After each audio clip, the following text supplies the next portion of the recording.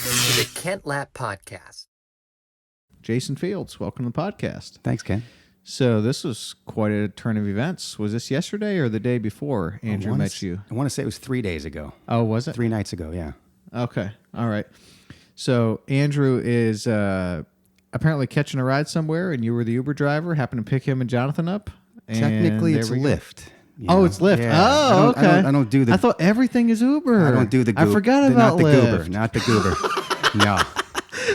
Okay, so I have heard from other drivers that prefer Lyft over Uber. Is that your preference? Yeah, I did a little research. I'm not going to claim that I did a crap ton of research, but I did a little bit of research before I started driving for Lyft, and I didn't want to do both. Okay. I didn't want to go back and forth with, a lot of drivers do. Why didn't you want to go back and forth? I just didn't want to deal with it. Okay. Yeah. And then I heard you have to cancel a lot of rides as well. So I just was like, let's not complicate it. Let's see if this works. Lyft is a better company as far as my own research. Really? Yeah. So I decided to go with Lyft. It's worked out well for me. Yeah. And then divine appointments and things like this. Exactly. So, I'm happy to hear that. Now, in full disclosure, when Andrew came back all excited about meeting the Lyft driver, Mr. Jason Fields, I was skeptical. I'm like, what are the chances? Right. I understand we meet people that are, interesting and exciting, out and about, but this is probably not going to be a good fit for the podcast. Like, that's just my initial reaction. Of course, man. And but then you sent me the information. I'm like, yeah, we definitely need to have this guy on for sure. Right on. And who knows? I still might get cut. But You won't get cut. Don't Okay. worry. All right, cool. You won't get cut. Andrew, you got a mic back there. How did you? You want to tell us how you met Jason and why you thought he'd be a good fit for the podcast to begin with? Well, credit Where are you going where to credit this? is due.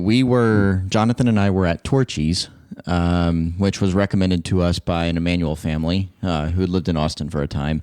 And Jonathan and I were out there enjoying it. And then I told Jonathan, hey, if you, I can't remember what the deal was. I said, yeah, I'll get us queso if you cover the Lyft ride home. Ah. And so Jonathan called a Lyft, and that's how we first met Jason on the way back. Okay. I'm not going to lie to you, too. I was actually having a bit of a down night. Were you? I kind of, you drive, when you drive a lot, you're just kind of like, it was just one of those nights. So, my wife just took off for San Diego. She teaches ballet, contemporary dance, choreography. So she's away on a business trip for a couple of weeks.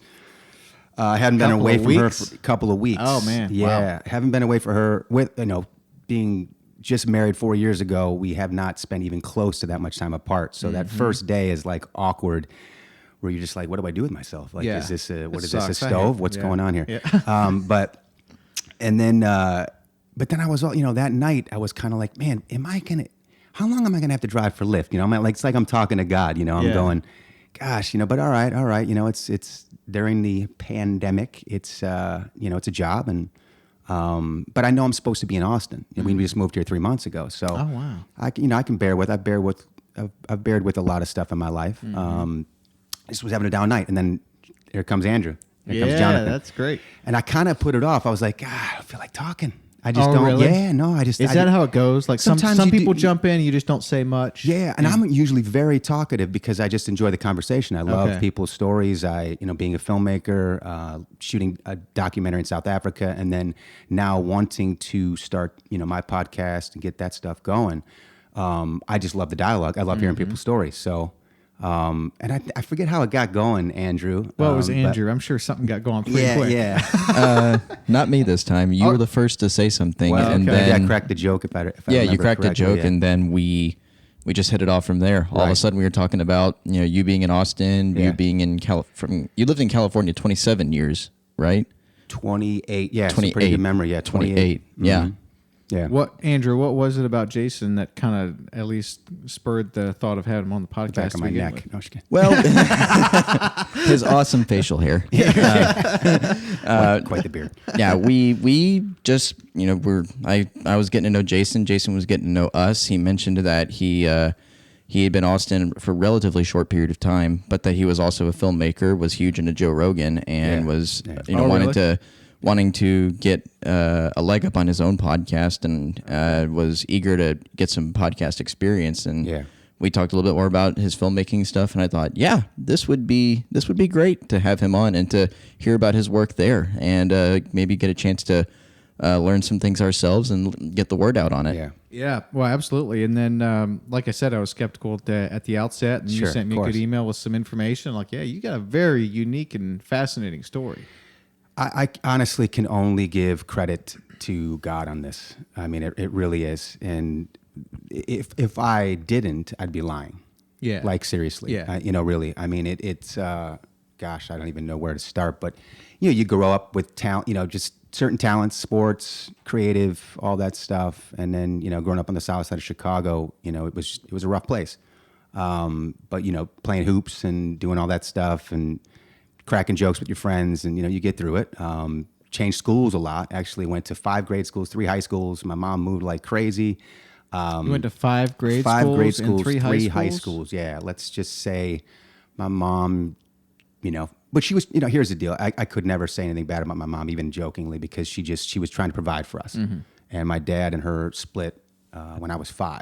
Okay. So she was just trying to, make a living for us, but it's hard, all Mm-hmm. those different schools, but it taught me to, just communicate with different people, different situations. So, All in the Chicago area? yeah, that was the Chicago area. That was Okay. the first 20 years of my life. And Okay. then, All right. yeah. Hey, yeah, let's hear your story. Let's hear your life story. Sure, man. Well, getting into the kind of the acting and the filmmaking thing, I guess I'll kind of jump into that because there was a show. I'm sure everybody knows this, of course. Kind of dating myself here, but high school year, I was watching 90210. I got into that show big time. Okay. And obviously, sharing. And now I'm gonna pump myself up, sharing some of the same features, I guess, as these guys. Yeah. You're like, I could do that. Yeah, could do that. I could see that. Yeah, Absolutely. And then you start to think like, what can I do for a living? I know I'm not a 9 to 5 guy, that's for sure. Oh, yeah? Did you always know that? I kind of did, yeah. Okay. Yeah. I think it was because of all the schools and then the teachers and not being uninspiring and all Right. that. And I'm like, this is the environment that what 9 to 5 would be. Yes. And I'm like, this is not me. Didn't want that, No, yeah. it's not me. So I was like, well, acting, I think I can do this. But I actually did have a fear of being in front of the camera. Like I would clam up, man. I was like, I got to get over this. As And like what? Like a teenager or young teens or even before that? it never really hit me too much until you start pursuing it, because you got to go to classes and do all that stuff, right? Yeah. So I think it was my first commercial acting class when I first moved to California when I was 20.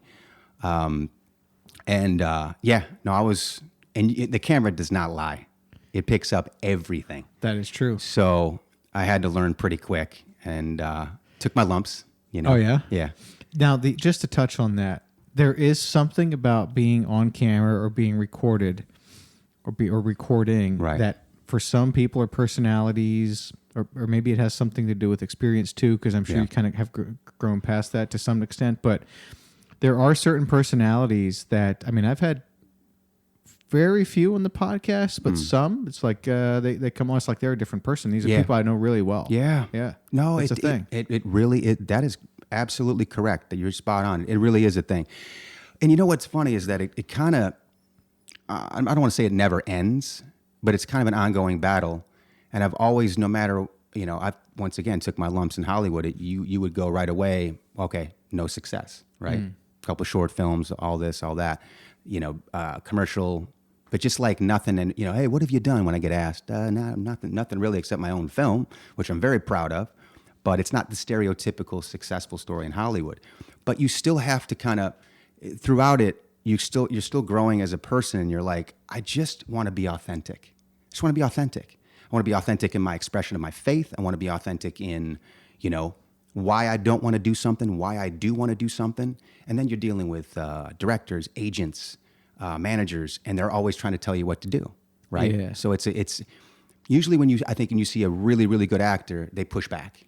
They're like, no, I'm not going to do that, and here's why. And the director goes, that's a good point. Yep. And then you see where they shine. So I think it's just, you always battle it. Like I kind of coming over here, I'm like, hey, I haven't done a recording on a podcast before. And, so you're kind of telling yourself, just be yourself. Yeah, That's totally. it. Yep. How many times have I told my story in that Lyft car, Yeah. or just wherever. So just do that. Exactly. That's it. And, Yeah. and the podcast is nothing like acting on a film. I mean, it's completely different things. It's one of the things I just love about podcasting. It's very personal, personable, personal. Yeah. It's just conversational. You know, like we don't edit stuff out. I mean, I know people do in their podcasts, but none of that. I mean, it's just like, Dude, if I fart right now, keep it in there, man. You know, it might that's up to you. Hey, no, I'll try to refrain. Yeah, please. I didn't eat beans on purpose today, so But that's different than acting. You know. Yeah. So here you can just be yourself. Whereas acting, you got to play the character, and if you don't play that character very well, they're just not going to hire you for the role, right? Right. That's just how that works. absolutely. Now you mentioned.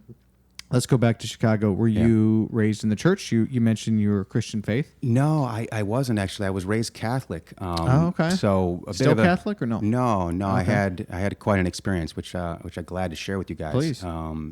Yeah. So raised Catholic. My dad was, he wanted me to go to church on Sundays though, and so it was one of those things because it was just so dang boring, man. It really was. And I just didn't feel inspired there. I knew God was real. I knew I had some sort of connection with God growing up. I didn't really know what it was, but that intuition and that now I know it as a still small voice.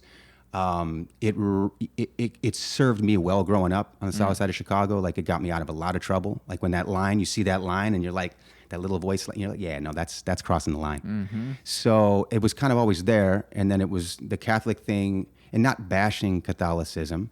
I challenged that in my film, actually, Mid-Range, because it's, I wrote a story that was true to life for me, fictional story, but true to life for me in many ways. So my dad was always staunch on me going to, church, and then, I would say I went, and then I'd get back home. He's like, so what did they talk about? What did Father talk about? And it's so funny. He bought it every time. He had to know I was full of crap. He had to know. But every time I would just make up something off the top of my head. No way. Yeah, yeah. Off the You top. you wouldn't go to mass. No, You would just make something up. Make something up. Yeah, make something up. Wow. So, and he bought it like I said, he probably knew, but I don't think. No, maybe he didn't, because he would have got on my case. Yeah. he would have but got on my maybe you had case. some of those acting chops that you were playing. I was on, honing you know? it. I guess I was honing it. But then I had. I went to LA. Well, I moved to California at 20. I knew I wanted to get to California because I had mentioned before, that dream was there. The dream to be an actor. Yeah. Okay. Yeah. So I got the opportunity. My mom moved once again. She moved She to moved California? to California for a job. Yeah. And she okay. called me up. I think I was detailing cars or something. I just doing whatever.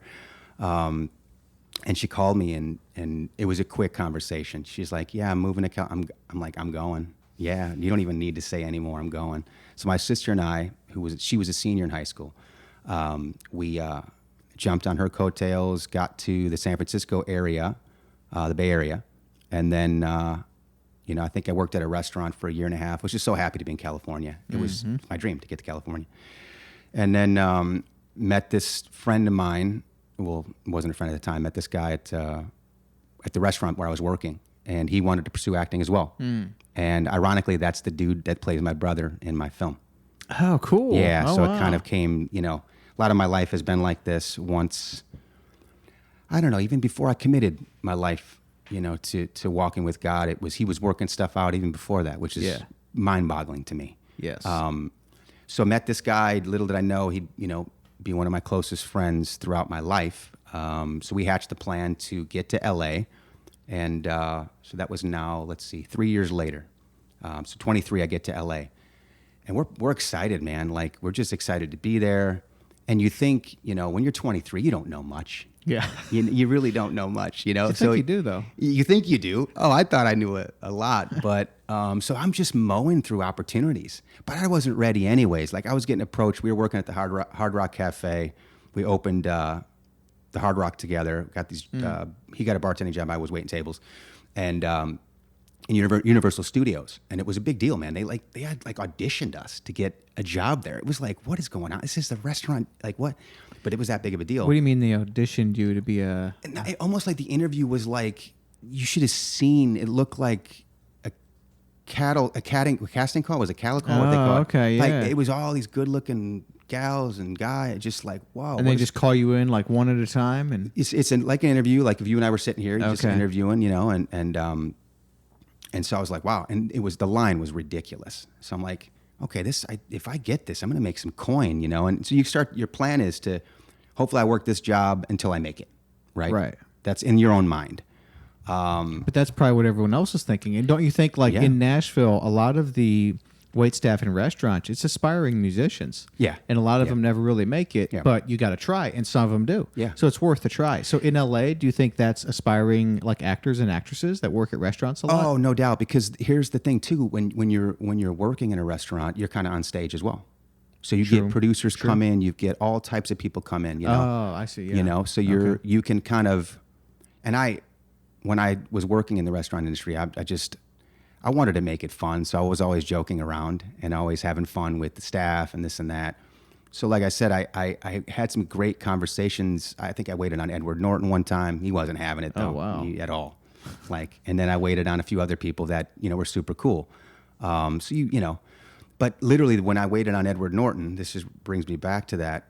I don't know what film he was interviewing for, but it was serious. It was a serious, so he was not having any jokes, having nothing. I kind of read that pretty quickly.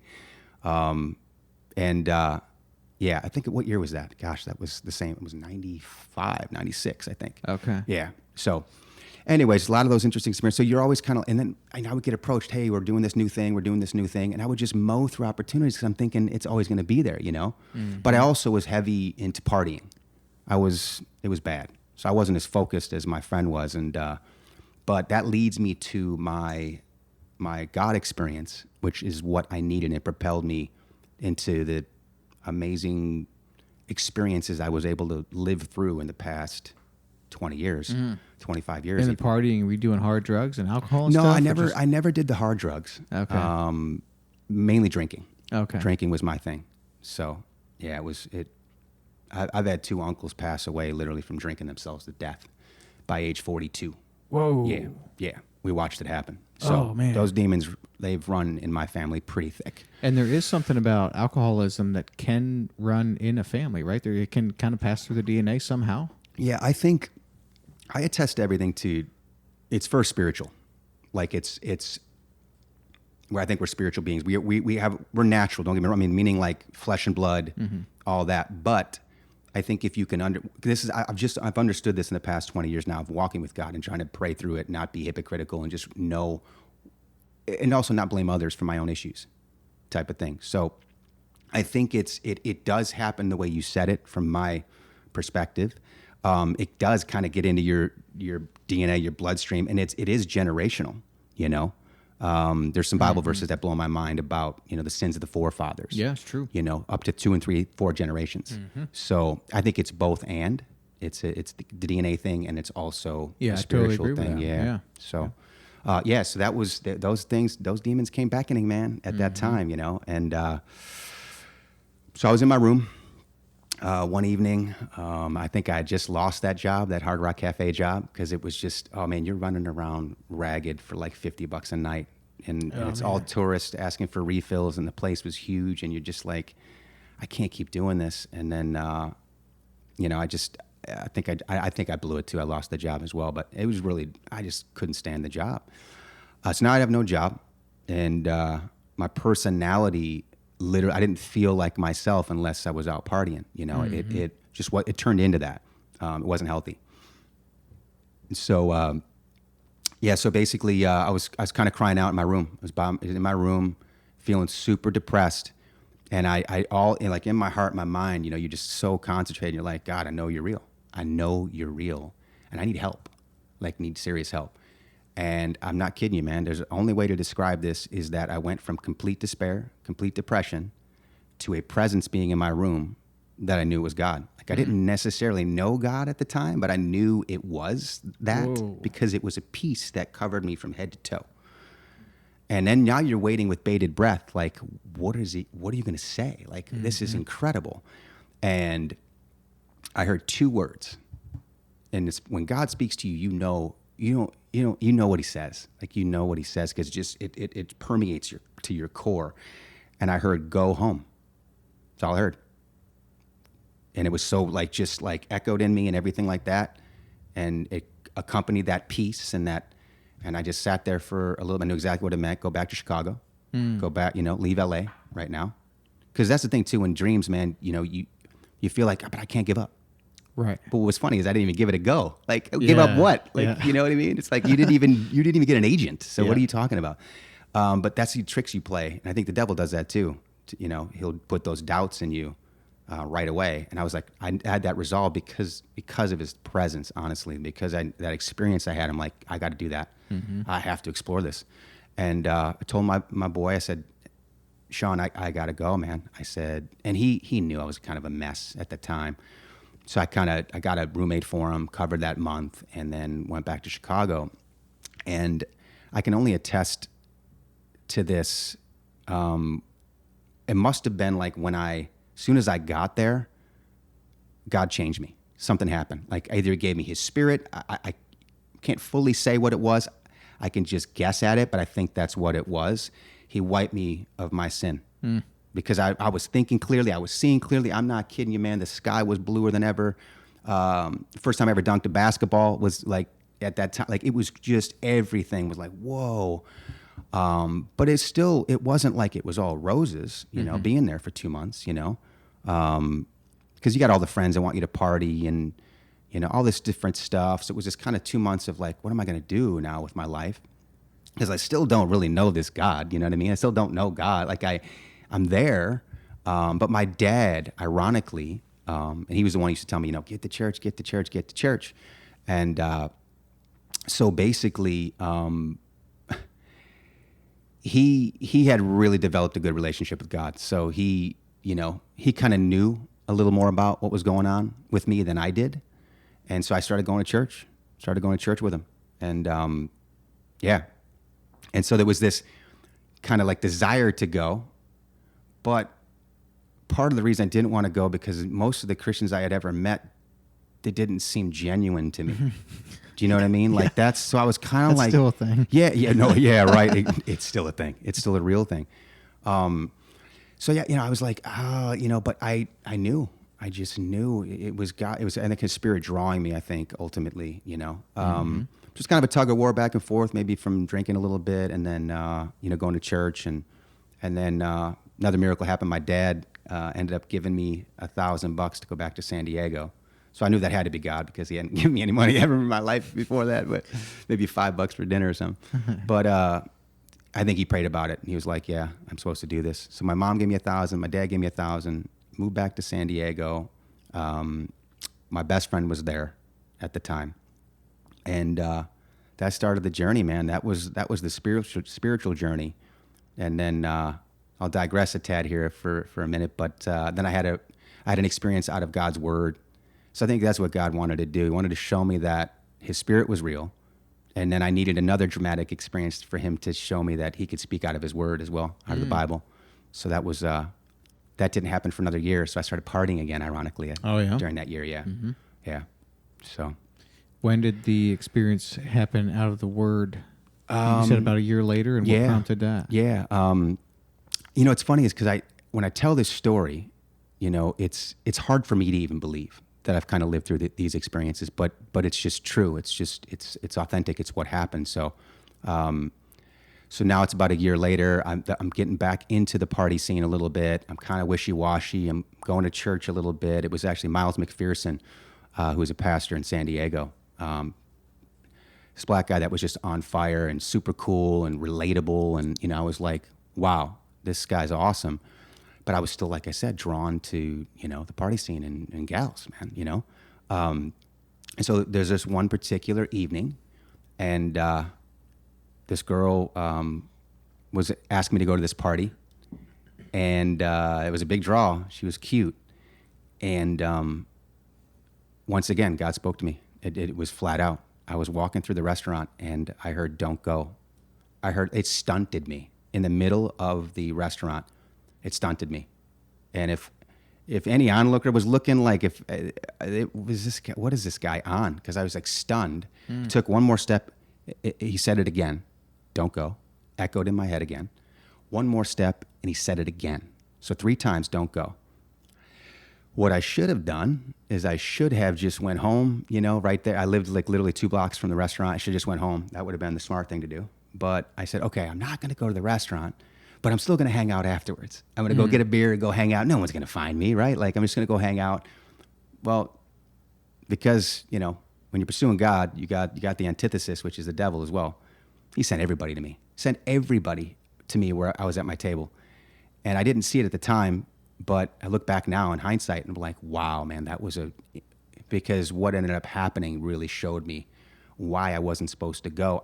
So I go to the party and I'm having a blast, like literally raging it up, having fun, partying my butt off. Then Is they it someone's house? Yeah, Okay. yeah. Then they pull out the Twister board. And so like now we're having fun with Twister and you got the girls and you got whatever and we're having a blast.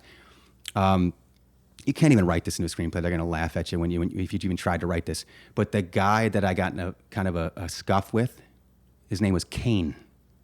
How do you write that? How do you literally Cain? I've never met a Cain in my life. Still haven't met another Cain in my life. So Cain, I saw him and I thought it would be really funny. And I reach over and I gave him a wedgie, like you were playing Twister. And I pick him up by his underwear and everyone's dying laughing. Man, did that piss Cain off. So I turn like this laughing, ha ha ha. Cain was a strong dude. And he turned on me so fast. Before I knew it, he had me up in the air. I was like, whoa. And I'm like, now it's all slow motion. He's about to body slam me. And what do? I try to brace myself with his weight and my weight. And my left arm gets caught under both of us. And just boom. And I heard it, felt it, didn't even have to look at it. Because it was dangling. It was like right where the elbow just, and but I didn't even feel the pain. I really didn't feel the pain. I felt more conviction. I really did. I felt, because I knew God told me not to go, I felt the conviction was stronger than the actual pain. So I remember looking him dead in the eyes, and man, he had some fury in his eyes. And I'm looking at him and I'm going, thanks a lot, man. Look at my arm, thanks a lot. And he looks over and he sees my arm dangling, and then his eyes just completely shifted, and he just realized what he just done. Justifiably, he body slammed me, and I understand that. I humiliated him, but he felt horrible. I think he just literally left the party after that. A couple guys drove me to the hospital, and they were just tripping on me because I was going. I'm like, I knew I shouldn't have gone. God told me not to go, and they're like, "What are you talking about, dude?" I just knew it. Okay, let me fast forward this story now. So it's about a week later. I'm lying in bed, and this is where he spoke to me out of his word. And arm is throbbing, can't sleep. It's about 5 a.m. Vicodins aren't working, and things just throbbing. And it seemed like everywhere I looked in the room, the Bible was like staring at me. Like literally, I'm like, it just kept highlighting the Bible. And I'm like, all right, I'll read it. Like I just knew. So I went and picked it up, came out to the dining room table, flipped open the pages. You just start flipping through. I honestly had never really read it. Never read it. Just wasn't part of my walk with God at all. Just like I would go to church and that's that. So I started flipping through. And then boom, page just gets highlighted where I just knew this is where I'm supposed to read. It was Job 38. And man, it read my mail. It read my mail like nobody's business. Got to share this part of it because this is why he brought me there. He knew exactly. He just read my mail. I talked to my mom a week later saying, Mom, I need to stop partying. Like I need to focus, I need to get back into acting class. I need to do this. I need to do that. And then we had this heart to heart. My mom actually ended up confessing like just how she moved all the time and she put a lot of strain on us kids. And we had this, we were crying at the table. She came to visit me. And, so I had that conversation with her, and now I'm reading these scriptures, and it's literally reading my mail in the sense of like things I was telling her, like about letting the darkness kind of go and waking up early in the morning. And then the scripture literally said, like, have you shaken the darkness like out of the night and let the dawn hold its place? And like, it was just this poetry, and I'm going, whoa. And I kept reading. And then the last line that I read said, the righteous are shown their light, but the wicked, there's some like judgment with the wicked. I can't fully remember. And it said, and if you don't listen, the upright arm will be broken. Whoa. Yep. Whoa. It's right in there. You can find it. It's right there in Job 38. And when I read that, I instantly just fell to the ground. I fell to the ground, started weeping. Like it felt like about a half an hour I cried. Probably was about 5 or 10 minutes, but it was a cleansing cry. But it was more exciting because I'm like, oh my gosh, the God of the universe speaks through his word. Like what personally to me? So it went from like this heartfelt, like, oh, I let you down. My arm's broken. You just, and that straightened me out a lot, like big time. I don't think I took a sip of alcohol for another 5 years after that. Oh yeah. Yeah. And, gave up sleeping around as well. I started walking this straight and narrow just to go, okay, this God, is this real? He can communicate to me. I want to know him. I want to know him. Like I said, it wasn't always easy either because I moved back to LA and it was tough, man. It was really tough. I thought I had another agent that was going to work out for me and it didn't work out. It was hard. But can you find that verse, Andrew? You find it already?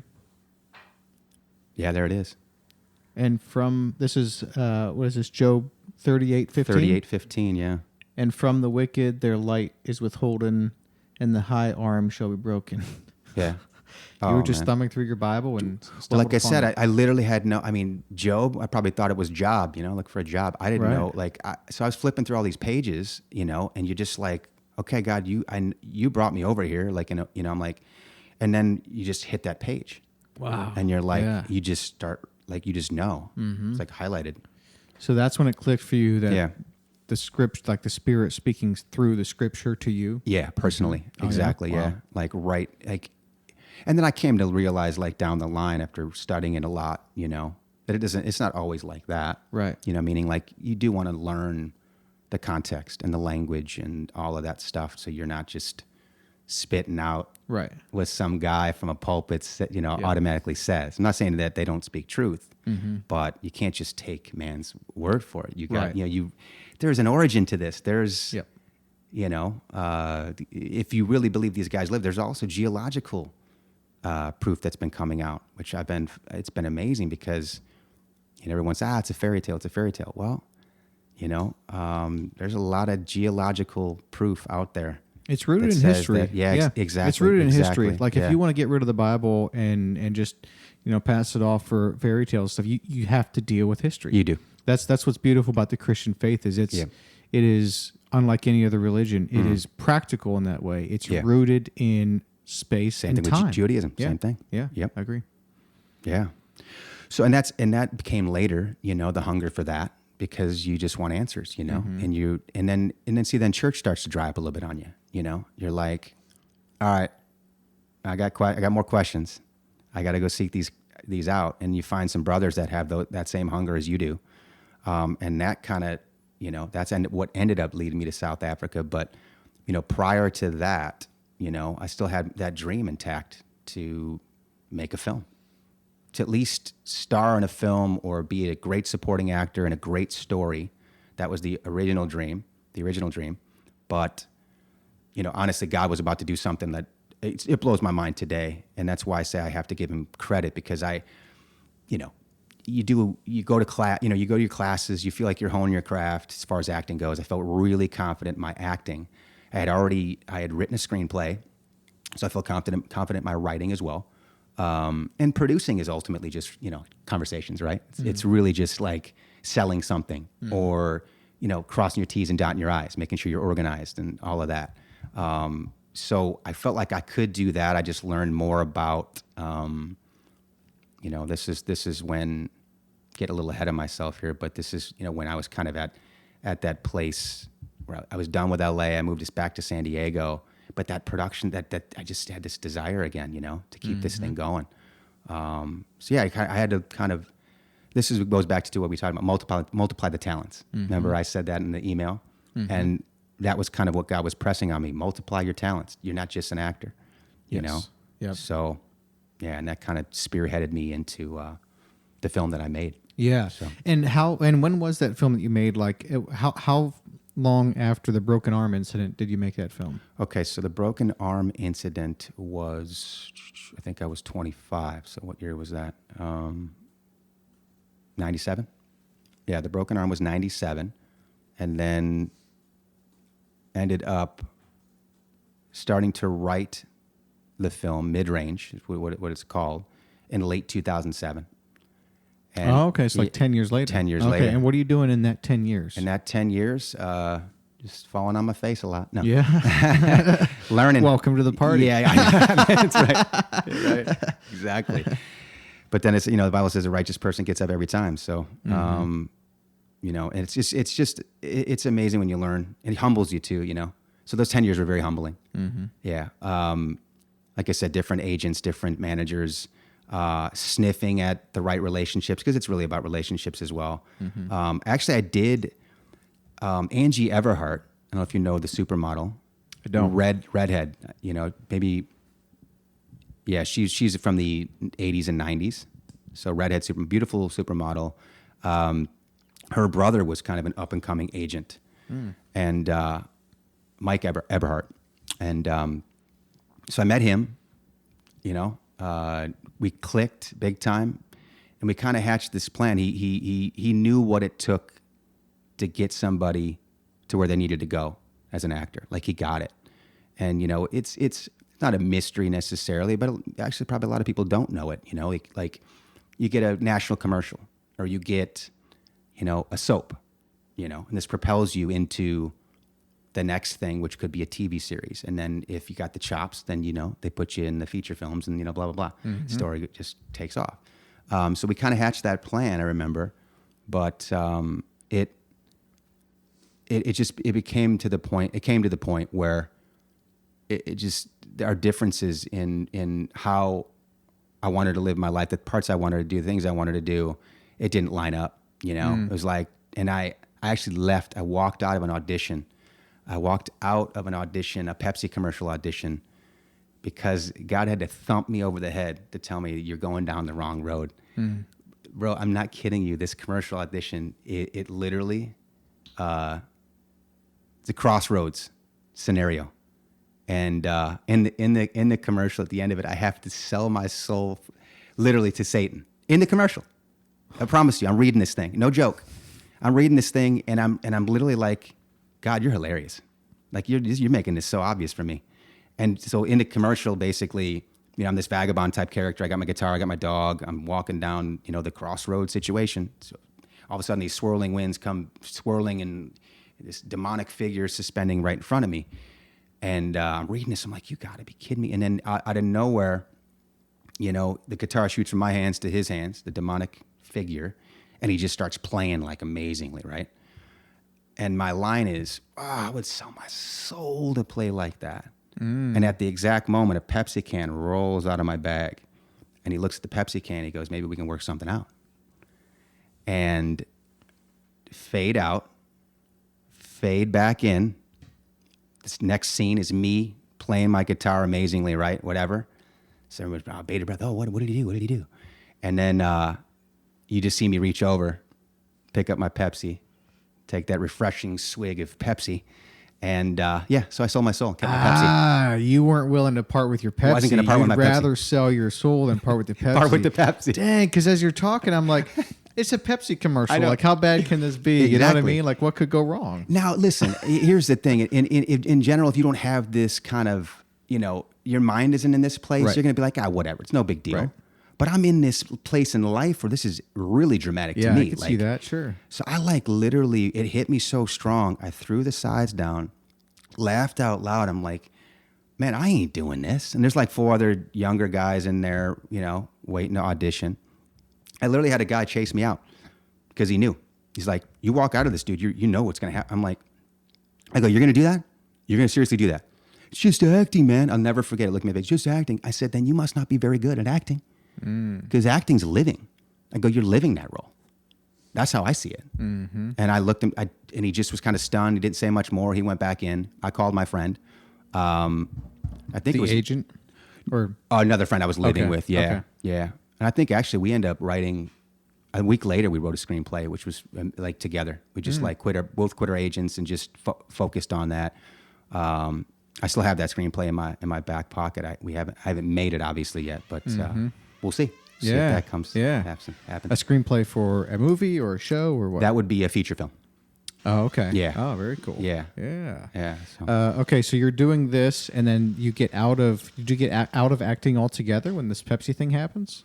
I did. I took a step back. I was out of class at that time, and so it's just kind of waiting. Like, what am I? Why am I in LA? This, and that. And then I became part of this amazing church called the Malibu Vineyard. Man, I think without that church experience, like a good church experience, with solid leaders, guys that consistent. They were themselves, and to be honest with this church, the youth was just on fire for God. Like they really were. There was musicians, actors, but it was just it was a special time. So I really got involved with them, and I think I did some bit parts through people at the church, but I really, like, at that time, I was just so excited about like what God was doing in my life. Like I really was. So I was kind of patient at that time. Like I said, my friend and I wrote that screenplay, and we tried to shop it. It didn't work at that time. And yeah, I'm trying to even think back now what year that was. I think it got me to around 2001. It was right around 9/11. Oh, Yeah, okay. Yeah. Yeah. And then at some point, you guys decide you're going to make your own film. Yeah. It took me to leave LA. I was still hanging on, like, just because you feel like you got to be in LA. You're just no chance you're going to do anything unless you're either in LA or New York or whatever, right? So no, I actually left. I left LA, moved to San Diego, and I gave up acting. I gave all of it up. I ended up working at a golf course. Was able to play free golf in San Diego. Nice. It sounded pretty dang good, and it was a blast. So I kind of forgot about it all for a period of time. And then, it just came flooding back into me again. Like God was like, "Nah, you're not done." Like, okay. And yeah, he's been pretty faithful with speaking to me when I need to be spoken to. I've said this multiple times to friends. Like, I hate when Christians kind of treat it as like a genie in the bottle. Right. Like they can just rub the bottle. Yep. And get a beckoning answer like at Yep, any time. I It's like, agree. no, that's not how God works. It doesn't work that way. He'll speak to you when he needs to, but you also develop that intuition. You develop that, like, he'll confirm things where you just know, but you still have to step out in faith, So when I realized that, I really think he wanted me to make the film that I ended up making, Mid-Range, it was challenging because I only had the idea on note cards. I hadn't written the screenplay yet. And so it was going to be an uphill battle. But I'm like, all right, I really believe this is what he wants me to do. So I tucked myself away in my room and told my good friend, I'm like, yeah, man, I'm going to be locked in here for a while, And so I just focused for like 35 days and spit out a first draft. No kidding. Yeah. Wrote it by yourself? Yeah. The entire first draft? I mean, once again, I got to give him credit too, because I was getting inspired like in the middle of the night. But I knew enough about screenwriting. I wasn't a great screenwriter, but I knew enough about story and characters and what makes a story good. Okay. Yeah. And I also knew enough to know that, you got to have 3 acts. It very rarely, I think Pursuit of Happiness is one of the only successful films that buck that. There's a few others, I'm sure, too. But, the 3-act situation where you got the setup, which is the first 30 minutes. You got to know the characters. You got to know what they're doing. Who is in the movie, right? Like, what's the setting? Where are they at? And then you've got the conflict. You got to have some conflict. And that's usually the next 30 minutes. And then the final 30 minutes is the resolution. It's got to come together, So I knew that. I knew, I've always been about good characters. So, with the story, it just became so real to life in my head. Waking up at 4 a.m, knowing I got to get this scene out. Like I'm seeing this, and I just get to my computer and start writing this stuff out. And then I went through some edits. I had some great notes from some trusted people that added a lot to the story. So I went through a couple more in the next couple of months, 3 or 4 months. I went through a couple more drafts of it. Yeah. So this is a little bit surreal. We had a guy on this morning, the founder of Writer Duet.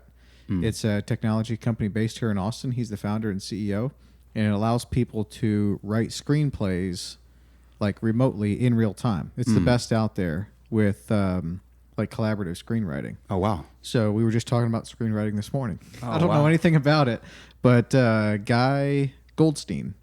Goldstein or Goldenstein? I think Goldstein. Goldstein? Yeah. Guy Goldstein with Writer Duet. Yeah, just this morning. So basically, it'd be the software, you just end up passing it along, like with. Yeah.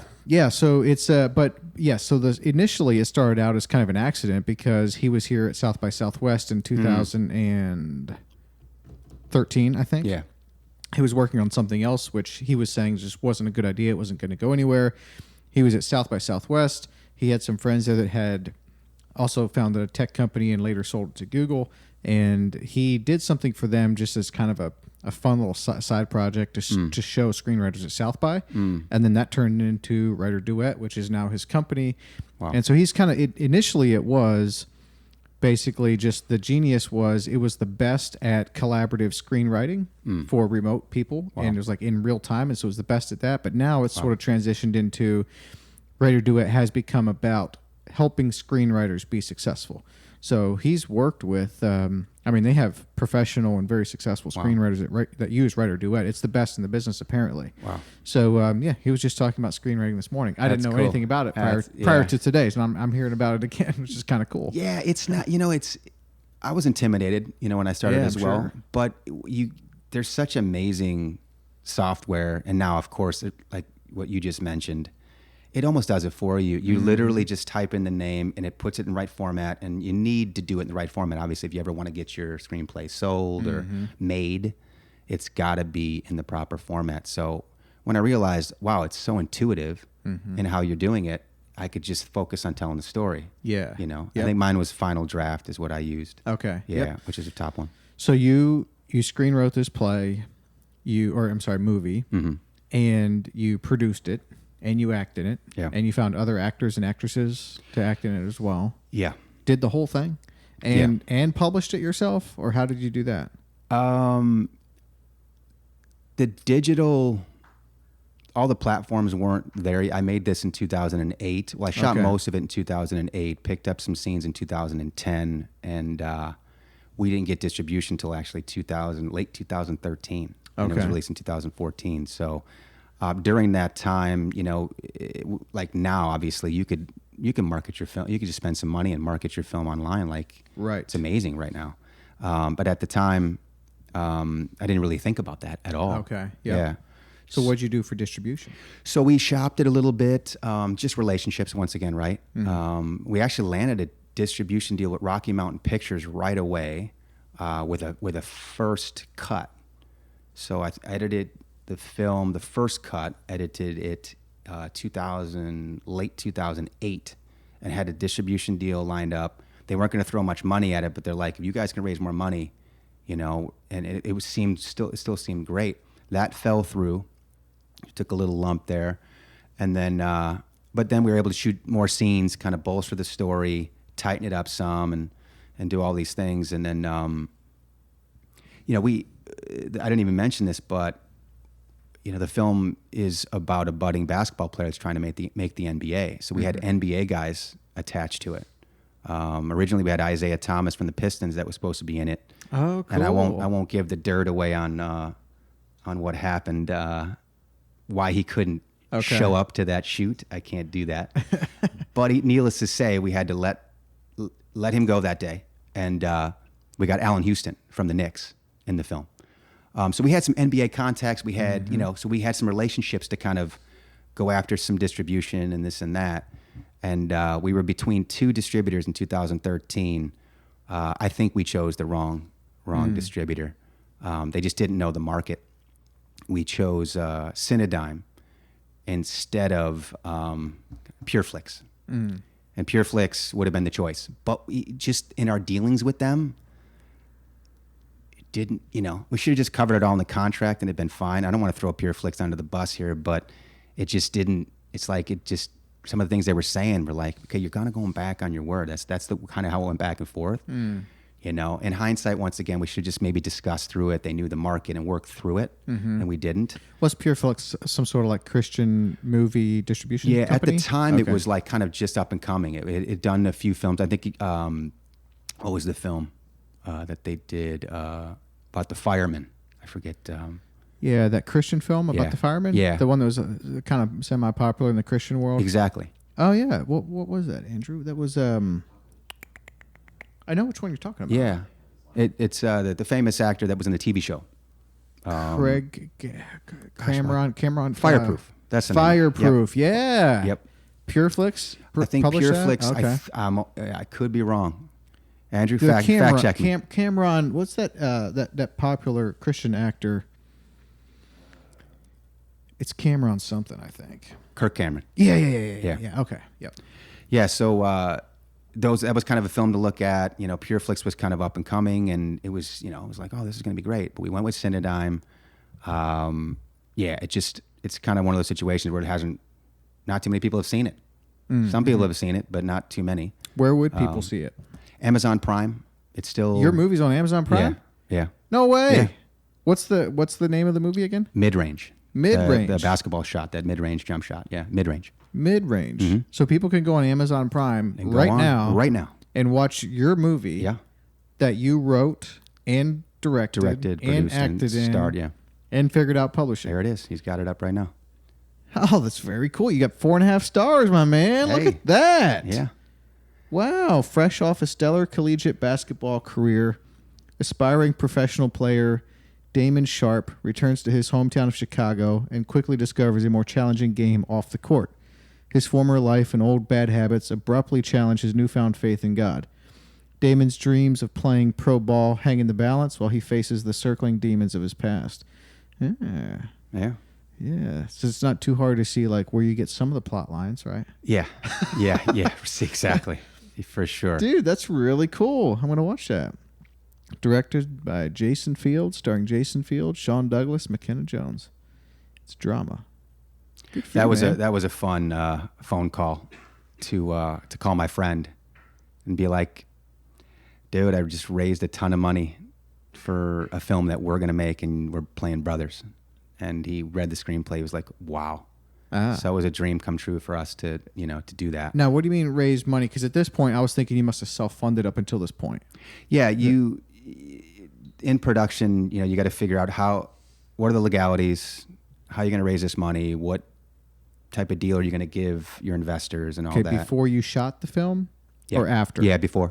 Oh, Yeah. okay. All right. That happened in all of 2008 was just trying to raise the capital. Oh, okay. Where Yeah. did you raise the capital? Because I wanted to touch Through on that. relationships, friends, family members, some pro basketball players. Oh, yeah? Different, yeah. How much did this cost to get out? I think all in all, we spent about $650,000. $650,000. Yep. No kidding. Yeah. Now, how does that work when you're getting people to give you money to go make a film? Do they get a certain percentage of equity on the income side then? Yeah, or- we went with what's called a first position 50-50 split. So any profits that come in, they get their money back first. The investors? Yeah. Okay. Investors get their money back first, and then it's a 50-50 split from there to Okay. 50% to all the investors, and then 50% to, the core producers. Like you. Yeah, Okay. being one of them. Yeah. Okay. And then are you paid out of the investor money, or do you get to pay yourself for your time, or is that Yeah, all? you kind of have to, and that's that can get a little hairy at times because you got to pay rent and you got to do these things, and you are working towards the finishing of. In a perfect world, you're in and out in a year and a half, Okay, with yeah. this thing. Yep. But we're patching this thing together. I think we had when we started producing the film, shooting it, we had only raised about 350 or something like that, 400. Okay. So I'm literally about to start shooting scenes, and I'm talking to friends going, hey, you got it. Dude, we need that 30 grand. Like, Dude, yeah. that's a difficult spot to be in. it was, but you know what? It just kept coming. You know what I mean? It just kept happening. Oh, yeah? It's miraculous. The whole process, honestly, was miraculous. It How really hard was. must it be to get $650,000 for a film unless someone really knows you and believes in your ability to produce a nice film, right? Like if Yeah. I went out to write and produce a film, I sure hope no one gives me $650,000 because it's gonna suck. Yeah. But did people just believed in you, or Yeah, it really was. It's the sit down, like we're sitting down right here, and you have to sell it. Yeah. How else are you going to raise it? And then of course, they see, okay, these are the films that have gone before your film. This is why it can be successful. We're going to do everything we can to make it successful, of course. Like I said, it still kind of breaks my heart. I'm not going to lie to you that I wasn't able to pay my investors back. And it's still not necessarily over with the digital world. And, I think I've had some situations with the Screen Actors Guild because I didn't have the money to pay them. And so they went back and forth with the distributor as well. So technically they kind of have the film at the moment. So all it's going to take is a little influx of capital to buy it back and then, maybe launch it digitally or do something like that. But there's a contract that's still with Cinedigm that had to play itself out too. Oh, So, I see. yeah. How much money has the film made? Do you know? I don't. We looked at that recently. I don't. It was like a year and a half ago. But at a certain point in time, you're like, I can't. I need to move on. Okay. Because your sanity. You're like, I can't. Maybe I'll relook at this again in a year. But I just. It's not relevant to your day to day anymore. No, like with the production and everything's sort of out of your hands. It is right now. And I Yeah. might take a look. Like I said, I'll take a look at it again maybe when I know that those contracts are up, and I'll talk to Screen Actors Guild, and because for me, I ended up moving to South Africa. Amazing experiences doing that. Shot a documentary, just literally on a small Sony camera and my iPhone 6 back in 2014 and 15. And I got some ridiculous footage, because I didn't really plan on doing it. And the way life worked out was like, I have to shoot all this stuff because it's just such an amazing experience. Yeah. So I've always kind of kept it going a little bit. And I've had an opportunity to raise more capital for relaunching, I guess, my production company. But, once again, bringing in money, you got to pay back. Yeah, that's right. And I've always prayed this prayer. I'm like, it's scripture, and it's bode well. I think depends how you look at it, but I think it's bode well, which is, Father God, close doors that no man can open, and open doors that no man can close in my life. So if I can't see exactly all the pieces of what's going on, and it's going to be detrimental to me down the road, please shut that door. But if it's you, and I still can't see it, and it doesn't, open it. Yeah, And, exactly. so I've always prayed, and it's because I go into that each meeting or whatever, I've encountered. He's honored that. Yeah. So I haven't taken any more money towards anything because I want it to be right people, right situation, everything. So at this point, I'm assuming that with the investors or the production contracts or whatever, when people watch that free on Amazon Prime, yeah, a little dinger goes to I think the actually pot on the film. Probably. Yeah, it's not part of the free situation there. I think it's $2.99 or $3.99. Oh, okay. Yeah. Okay. Yeah. So when people pay a little extra to watch it, Yeah. some of that money goes to we pot. had Cinedigm had put money. The distributor put money into our film, so they got their money back first. I think they just knew that they could market it, do their thing. They gave us money to market it ourselves as well, which I think it was like $100-something grand to market it. But we didn't have. Once again, PureFlix had the infrastructure. They had all the emails. They had everything, to push it out. We tried to build that, and it just was really hard. I'm sure that was hard. Yeah. So I think Cinedigm has made a profit on it. And, it's going to be good to look at those numbers again, go back and forth with SAG, see where it's all at. But we could have bought it back from Cinedigm about 6 months ago. But it's just, once again, it takes a big influx of capital to do that, Yeah. Yep. And hindsight is, I'm glad it didn't happen because then COVID hit. Yeah. Yay, that'd have been fun. Yeah, exactly. So this comes out in 2014, you said? Yeah, 2014. It was released. 2014. And then you wound up in, let's continue with your story because I know we're not done yet. No. At some point you wind up in it's Africa. Just, you kind of see, it gets to the point where you're like, people are going to think this is obnoxious, but it's just true. It's just, and it's really faith, man. It's what it boils down to. It's like trust and belief. Yeah. It really is. And even when you don't necessarily know it's the right answer, but you step out in faith, the road will appear before you. And if you fall on your face, you're going to learn from it. So, so let's, where should we pick up? Africa? Africa. Okay. All right. So let's see, we're in 2014. I'm living in San Diego. Just released the film, boy, what a journey to get that thing done. The focus it took to finish up that post-production was rough, man. It was rough because you just feel like every day you're like, how long is this going to go on? I believe that. You know? Yeah. And I had moved on, because you have to move on to a degree. You can't just hyper focus on this one thing. You got to move on and do other things. So I started writing a lot. I was really studying the Bible, like those answers I was telling you about that I wanted.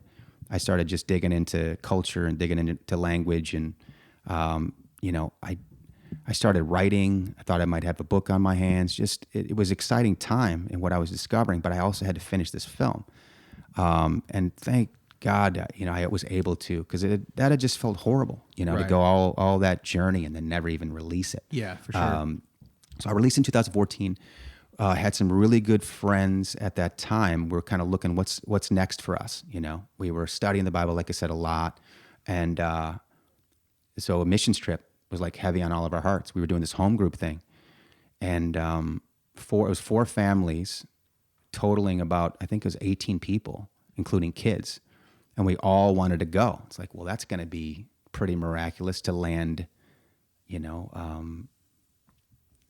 passports and all this stuff to go and then live somewhere. That was like what we wanted.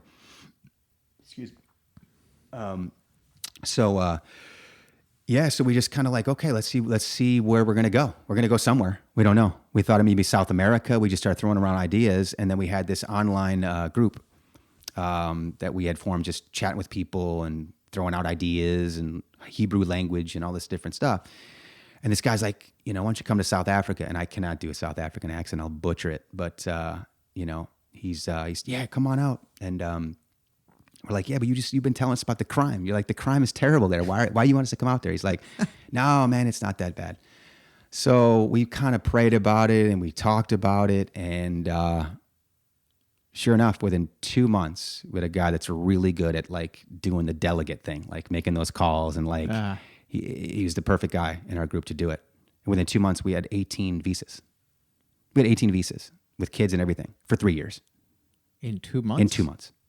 Yeah. Dang. Is this back? What year is this? This was in 2014. Oh, okay. Yeah. Wow. And how that happened was the guy that in our group introduced us to this ministry, and they had an orphanage and they needed help. And they met us online. We talked and this and that, and they signed off on it that, we want these guys for 3 years. And so it just, got open doors so fast. So I think we literally, after hatching the idea, were in South Africa in like 4 months. 18 of us. Whoa. Yeah, we'd made it happen quick. We were like, it's time to go. There was a lot going on in 2014 and 2015 in this country as well at the time. Yeah, there was. So we were like, there was a lot of things going. We were like, I think it's time. It's just, I personally thought I would never come back. I really did. I kind of thought, you might end up having me just out in South Africa and who knows where. In my heart, I kind of prepared for that. I did. Well, I've heard South Africa is a great place to live. It's beautiful, I've heard. It's incredible. And there's a lot of things to do for families. It's amazing. It's an amazing place. And now it's near and dear to my heart because, I give away the end of the story, which is, I found my wife out there. So, so now we're out there, and the orphanage funding, the funding for that they had, that fell through. So now what are we doing out here? We knew he had something planned for us. So we're like, okay, what's next? And then we met this pastor, this guy, authentic, amazing guy. Now, most pastors out there, when they see Americans, they're looking for handouts. It's pretty much an epidemic out there. But we knew this guy was different. Like, he had this hunger, he had this passion, and just, we just related to him really well. And he had this little shanty type church, makeshift church. They got materials and built this thing. It was leaking, and it was like small. So I actually showed my feature film. We put up a bed sheet in this small little church, and we had a projector. In South Africa? In South Africa, yeah. Nice. Yeah, that was a pretty amazing experience. That's cool. How was it received? Received pretty well. None of them spoke English, but no, I'm just kidding. No, they actually did. Is basketball popular over there? It is. Oh, okay. It is. Okay, yeah, it's more popular now than it was. Well, basketball, I think I don't know if it's still the fastest growing sport worldwide, but I know it was at like right around that time. Oh, wow. I think. So basketball, they just, you finally start seeing courts around. I see. Yeah. So I think it was just kind of growing. So they were pretty excited about all the kids and stuff. And to go back to that, they did speak English, so they were able to. I didn't have to do the subtitle thing. But yeah, that was quite the experience talking to them. And like I said, we were shooting a documentary around that too. So just kind of shooting just whatever footage we could get, with the kids and just all the experiences. So. Is that documentary for the public at all or no? Not yet. I'm in the process of editing it, which has been I've been in that process for quite some time. Yeah. Let's say. At some point, might that documentary be available to the public? It's going to be titled Orange Farm. Okay. That was the name of the town in the Johannesburg area that we were able to, serve and get to know these guys. And so. Yeah, we had some amazing experiences there. We baptized 18 kids in a pool. Never been in a pool before.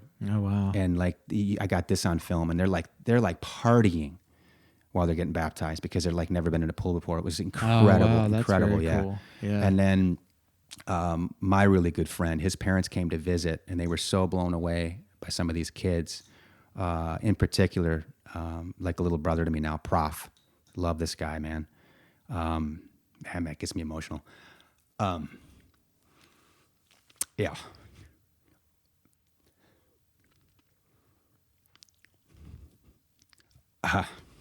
All this kid did, man. He lost his dad, growing up. So this pastor kind of took him under his wing. And all this kid did was give to his village. That's all he did. He's a phenomenal musician and just loves our instruments and stuff. So any instruments they can gather around the town or whatever, he would just teach the kids. And he was just awesome.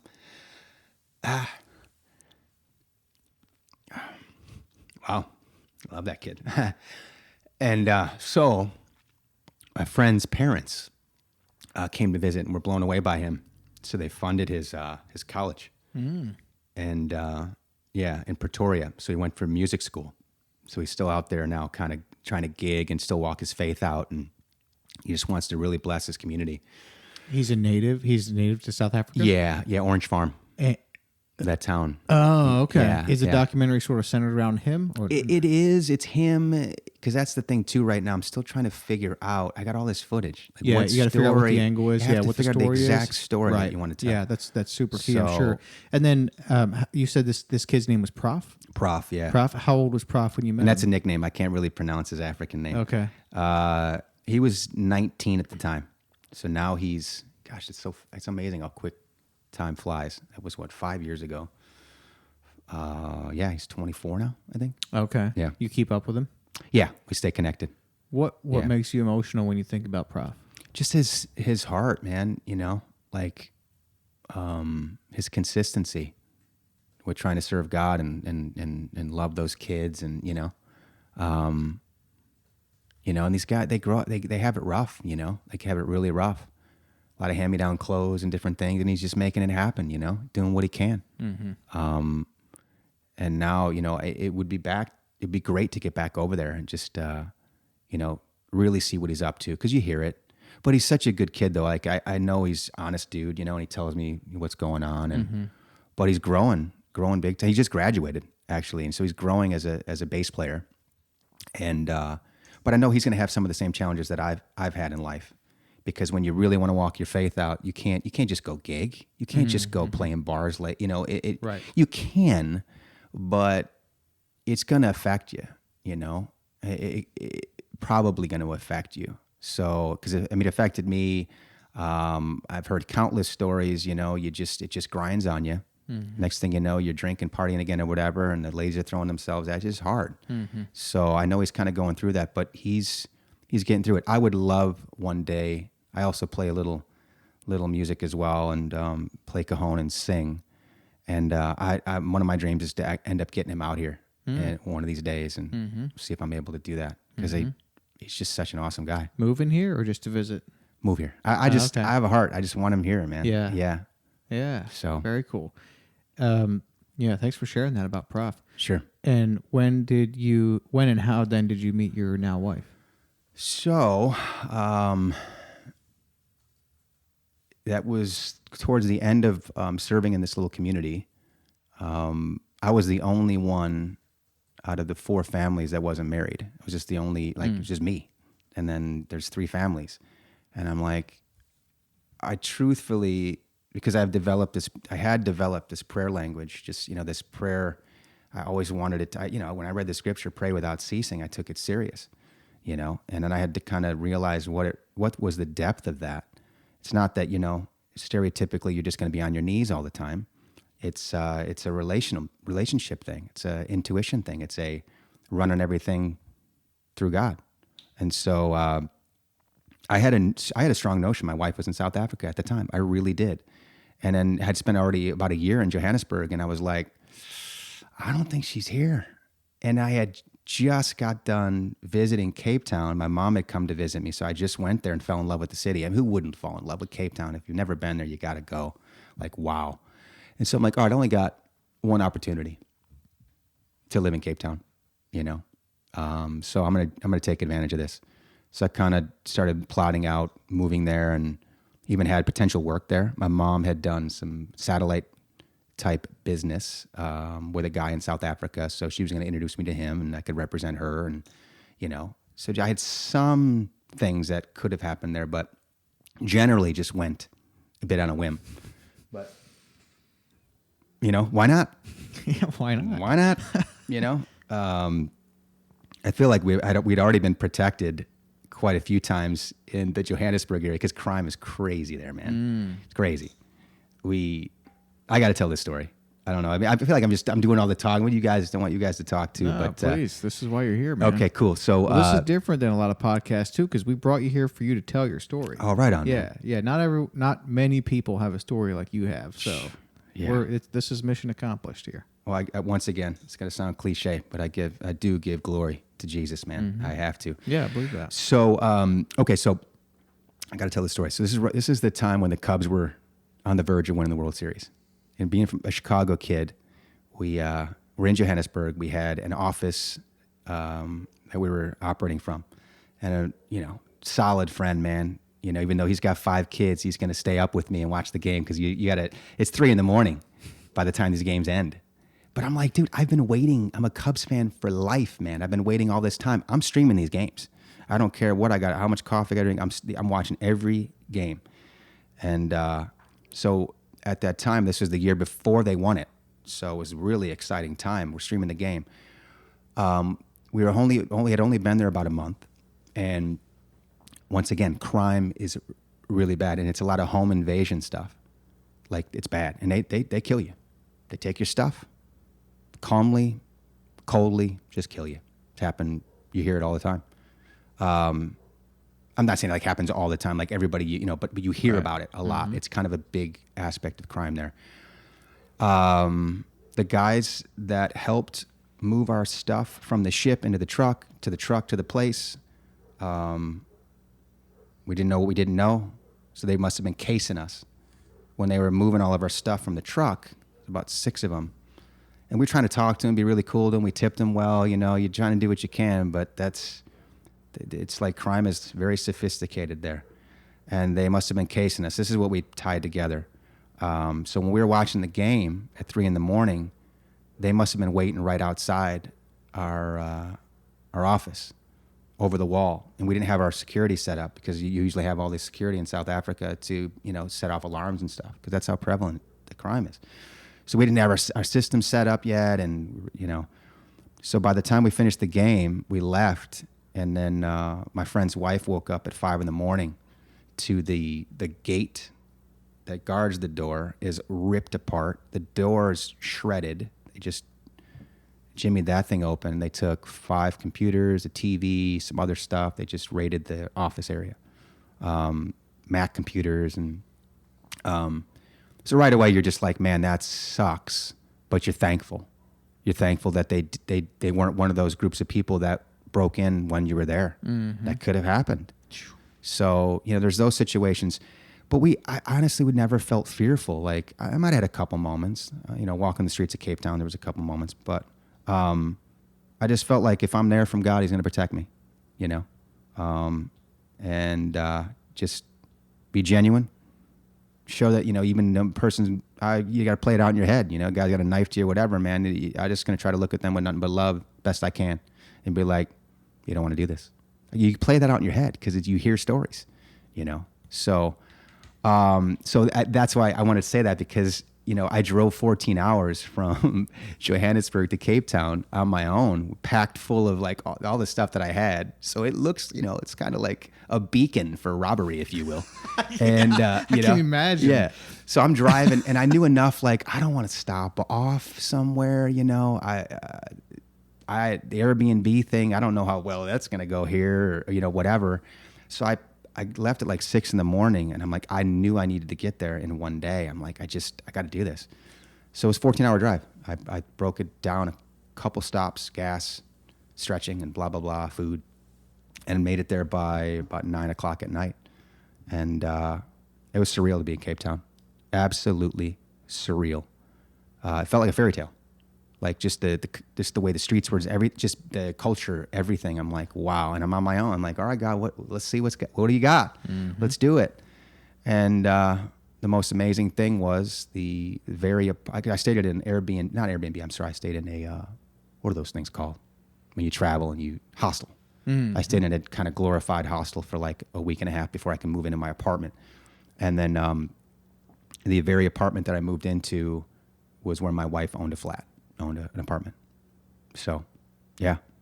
And I've had many of those experiences as well because I'm intent about, God, you dictate my life. You orchestrate my life. I mean, I'm living my life out. It's not like he's just doing it for me, mm-hmm. but I'm like, lead the way, mm-hmm. For the most important things in my life. Mm-hmm. And yeah, if I start talking about my wife, I'll probably start to cry too.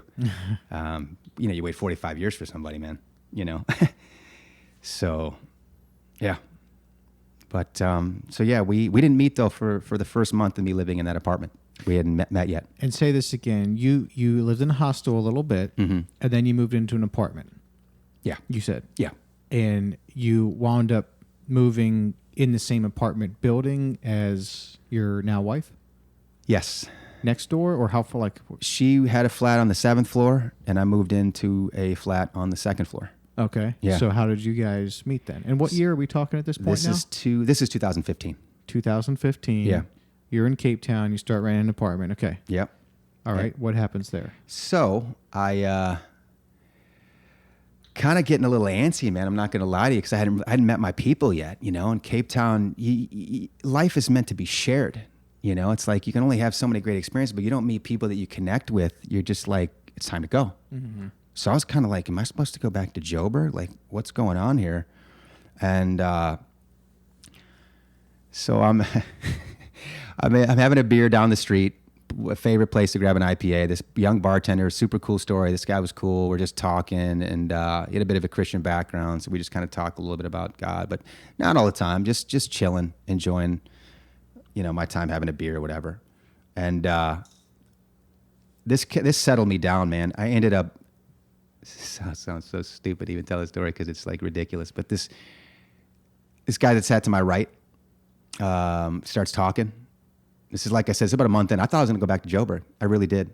I was like, I'm itching. I don't know. I'm even telling this bartender that literally, I think that night I was like, I don't know, man. And I listen to this guy that sits to my right, and he starts talking. I'm like, where are you from? Like I knew he was from Illinois. Just that there's a nasally thing to it. I could do an accent for you. It's just really bad. Anyway, but we went over there, and it's just like, it's bad. It's just nasally and bad. Thank God, I did some dialect lessons to get that gone. And by the way, Joburg is the little town that you had lived in that was 14 hours from, or 16 hours. Yeah, 14 hours yeah. from, Johannesburg was where I was living for a year. Okay. It was 14 hours to Cape Town. That's okay. That's a nickname for Johannesburg. Joburg? Yeah. Okay, Sorry, got it. Yep. So we start talking. Where are you from? I'm from Chicago. I'm like, yeah, I can hear that. And then, a couple more questions get asked. You're talking a little more, and I had a sneaking suspicion that I knew this guy. And sure enough, after a few more back and forths, I played golf with this guy in high school. No way. Yeah. Yep. He was a junior. I was a sophomore. And we practiced together. We didn't play on the actual same team because he was on varsity and I was on junior varsity. But we practiced together, and I knew exactly who he was. He was a funny guy, pothead, great dude. And now he's all dressed up, like all snazzy, and I'm like, man, you've changed. Like, I remember you with the long, they had the hockey hair and stuff. Like, the hockey was big at this high school I was going to. And he played hockey as well, played golf. But he actually worked for Penn State. He was a specialist in greenskeeping and the blades of grass and all these different things and agriculture. And so he's like a professor at Penn State. I'm like, wow. And gosh, I should tell the story. Please. Yeah. So I hadn't smoked pot in 10 years. And I knew cannabis, there was good healing elements of cannabis at the time. I knew that. But the kind of time it still is, bro. Well, no, now I know. Oh, yeah, at the now time I you didn't. Okay. But the psychosis, for me, spiritually, like in my mind, it just wasn't good for me. Yeah. So, but ironically, this is hilarious because he's like, hey man, he goes, I brought a joint from Chicago, and I was wondering if you want to smoke with me. And I'm like, stop right there, man. Well, first of all, what are you doing? Are you out of your mind? You brought a pot from Chicago. He's like, nah, I got this thing dialed in. Like, I wrap it this way, da-da-da-da-da-da.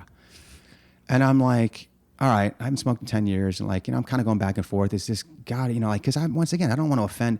I got a relationship with God, man. I just want to do the right thing, And I felt so much peace about smoking this J. I did. I'm not going to lie to you, man. We had a blast that night. We walked the streets of Cape Town, and it took the edge off. And that's what the cannabinoids do. Mm-hmm. There's a healthy aspect to what they do. Obviously, too much THC can, make you trip a little bit and all that.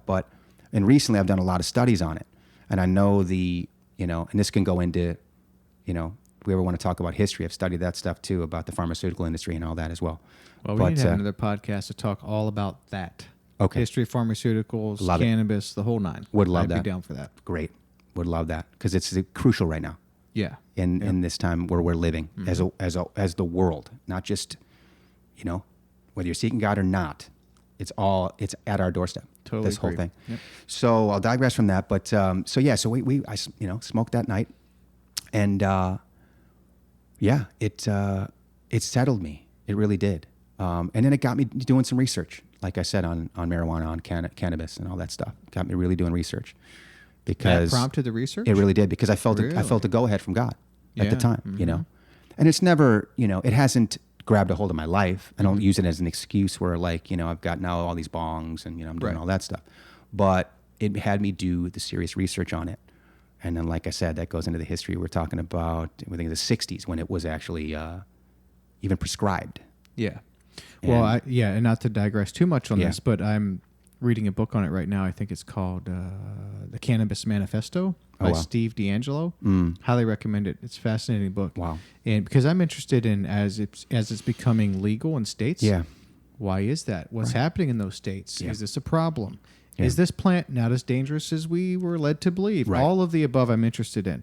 And one of the big ideas from this book is he is kind of rejecting the categories of medical and recreational. And the two categories that he's positing, which I would agree with, is wellness and misuse. Yeah. Because listen, there's lots of people that misuse cannabis, right? There's lots of people that misuse alcohol. Yep. There's lots of people that misuse Tylenol, sugar. Absolutely. Sugar, thank you. Everything. Soda. Correct. I mean, let's go down the list. Yes. Food. I mean, let's go all for addictions. It. Lots of people misuse cannabis. So, right. I mean, it's not, I'm not, I don't have a dog in the hunt. I'm just fascinated on the political and social and cultural effects that it has, and I think those categories make a lot of sense. Yeah, and God created the plants and the herbs of the field for us. There's health benefits to them, and that's another topic right now in this day and age with our immune system and getting the proper nutrients, and then that goes into even more of the pharmaceutical industry and the vaccines and blah blah blah. And I'm passionate about this stuff because I believe in what God gave us to use. I totally agree. I think it's and I have more than one friend who, if they were not able to use cannabis, their Yeah. life would not be good. Correct. And one of them is a veteran of war. Yep. And he uses it, and Yeah. technically, where he's located, it's not technically legal. Right. And Yep. and this guy's older than most people making these laws, Yeah. and he's been using it for a long time, and he is sharper than me, more conversant than me, more Right. articulate than me. And so, I mean, Yeah. all of the above, in which it's not supposed to be that way, right? When this Yeah. guy's been using it for so long, he's supposed to be a 'Cause that's from the pothead. devil, man. Yeah, it's exactly like he's not supposed to be functioning. It's supposed to have ruined his Exactly. life at this point. Right. None of the above is true, but it really helps him. And it's illegal. It's like, I don't know. This doesn't make a lot of sense. It doesn't. No, it doesn't. It should be legalized. I mean, you gotta regulate. You gotta do certain things, but then you get into Monsanto too. And I've heard through the grapevine that Monsanto's kind of trying to buy up a lot of the industry as well. And I don't know if that's true, but I would not be shocked. yeah, at but all. I would believe that. And I would be a little hesitant to use their cannabis. Yeah. No, you ain't lying. Seriously. Who knows what they're going to put on that? Right. Um, End up all okay. mutated or something. but this is interesting to me. How old are you at this point? At that night in Cape Town? In Cape Town, I am 44 or 45. I think Okay. I'm 44. And Yeah. so you encounter this friend and have this experience. Yeah. that's a fascinating twist to the plot. Yeah. So pick it up from there, please. Yeah, so that also prepared me for the woman that I was going to meet because, I'm always trying to stay tentative about how much I share about her story because, even when I shot this documentary, I was almost begging her, like, you're a big part of the story. She's like, I don't want to be in it. Oh, really? Yeah. She's private and just in general. I think it's a good caution to a degree because she is in the spotlight. She's a professional ballerina, actually. She was in South Africa. She's still got the chops. She's 35. She's physically still like she's going to perform here pretty soon. She's been training and she's just, man, her energy level, I got to keep up. But she had been through a lot of stuff growing up. And I can say this, she had used cannabis. And she steered away from the drugs. She steered away from the pharmaceuticals and all that different stuff. She just knew that she knew, right? So that prepared me, that door opening up prepared me for that conversation, prepared me for, understanding it. Oh, wow. Yeah.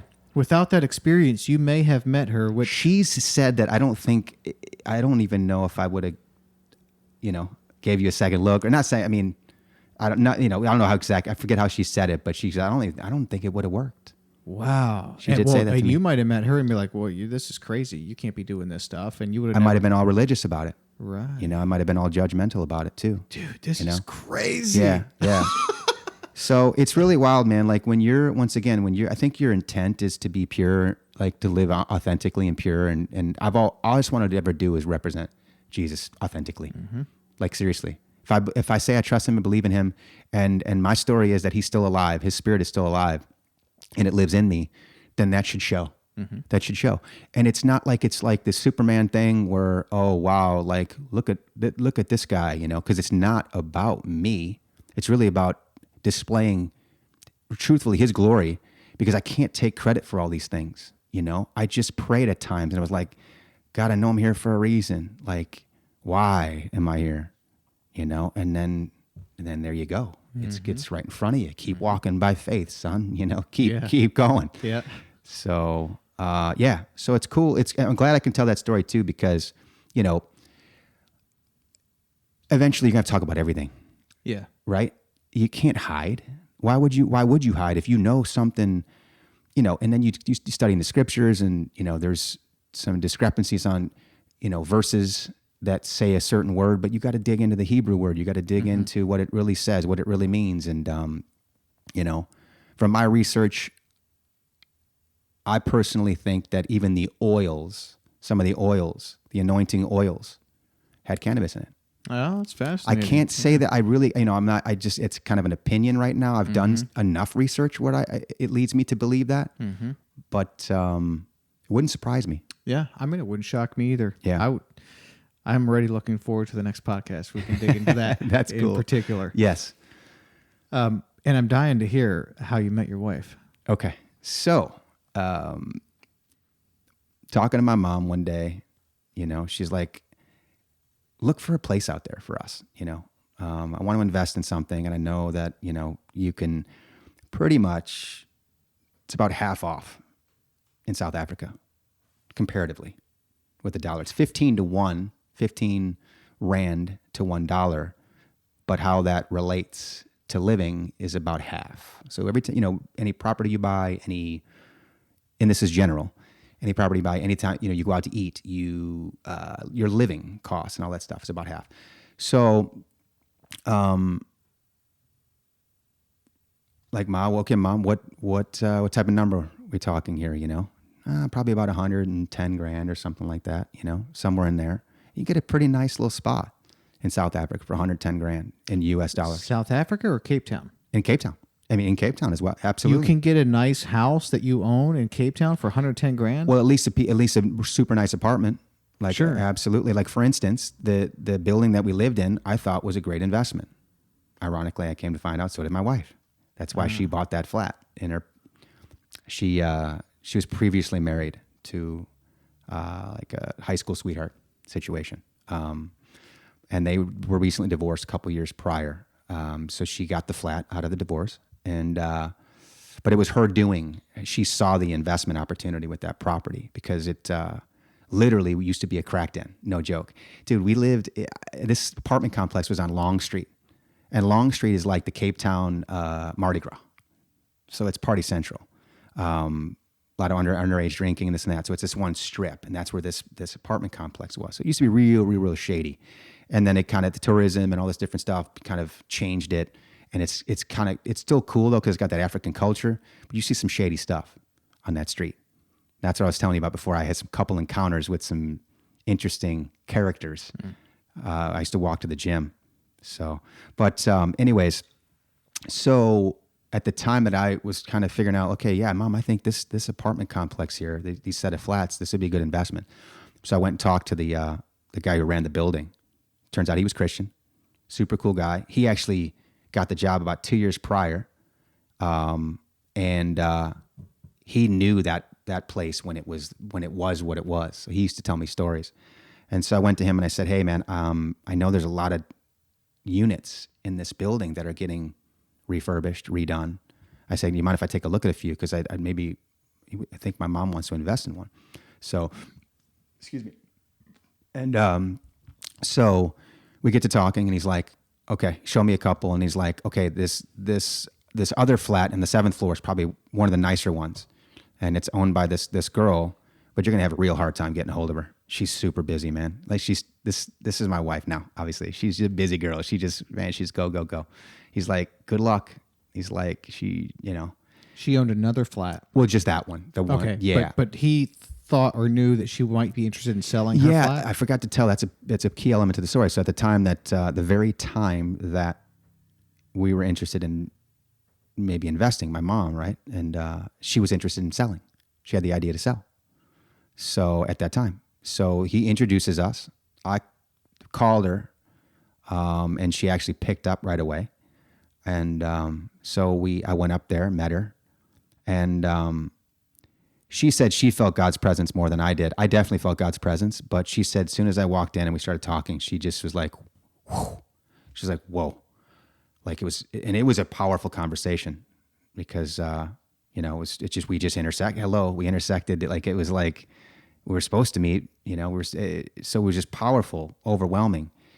And I was just excited that I had a great friend. Like, I was like, cool, man, she's a cool girl, and I didn't know much about her. We had a great conversation, cute girl. And I really, honestly, just was thinking, like, I'm so glad I have a friend. I actually went to Ireland the next day with my mom to kind of go back to my roots of my great-great-grandfather and great-great-grandmother. I had that trip already planned out.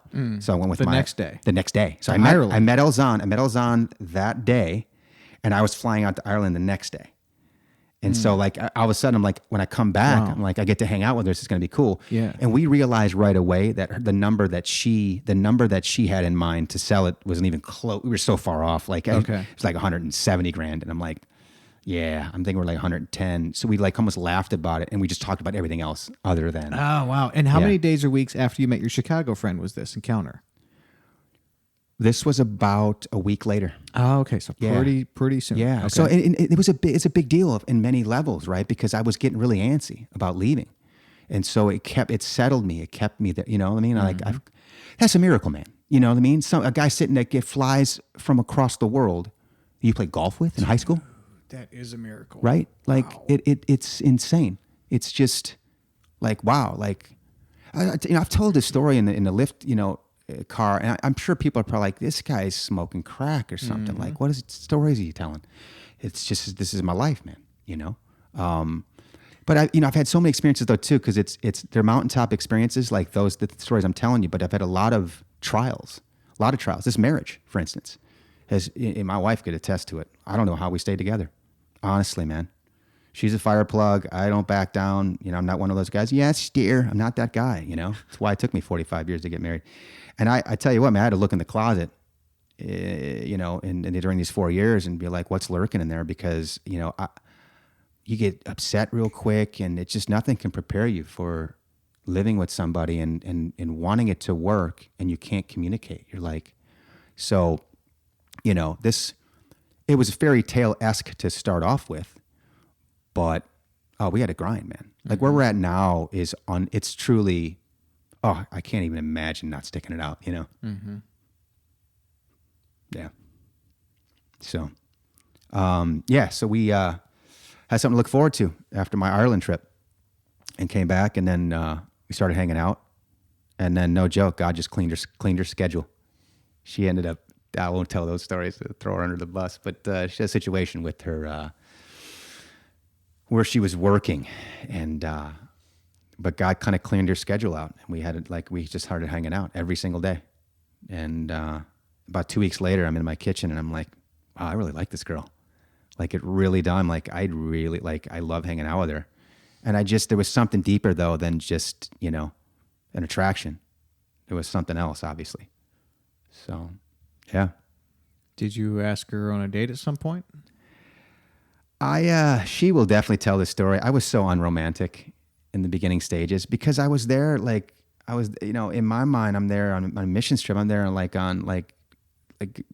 what God wants me to do, and I've learned that balance now on being romantic again, and all that. So, but it didn't start that way. So that's probably another miracle in and of itself that she stayed with me, truthfully.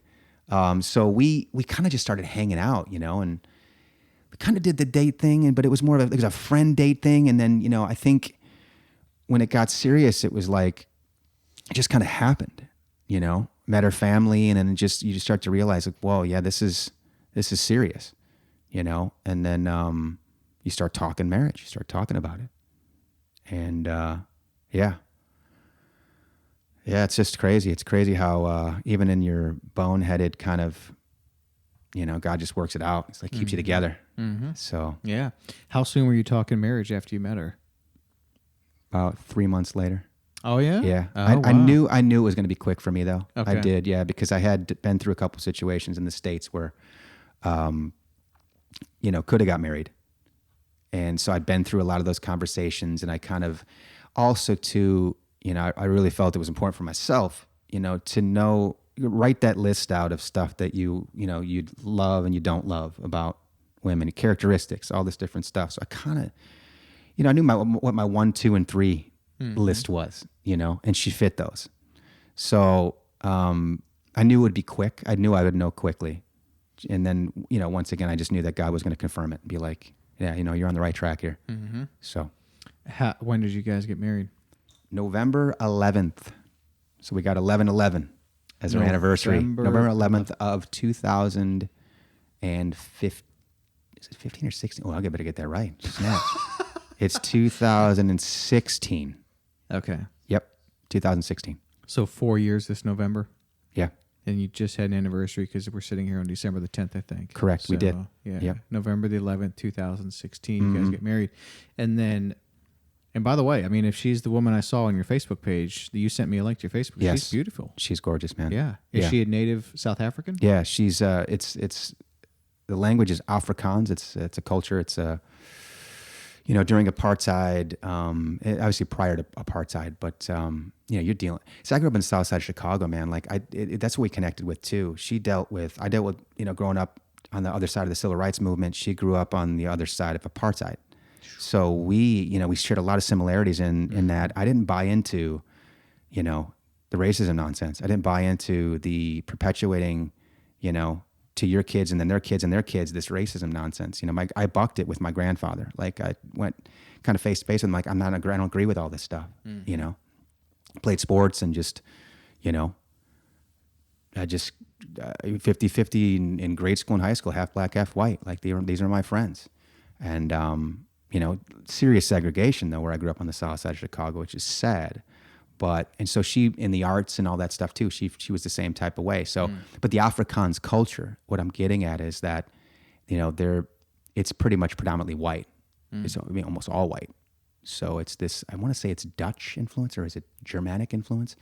But same type of thing with her. I think she's told me one of her brothers has dealt with that, so that, and we go back to the generational thing, right? It keeps getting passed on unless that's broken. And so I look at that situation for her and myself, like we were the ones in our family to shatter that. Okay. Yeah. Very cool. Yeah. And then when did you guys move back to the States or back to Austin?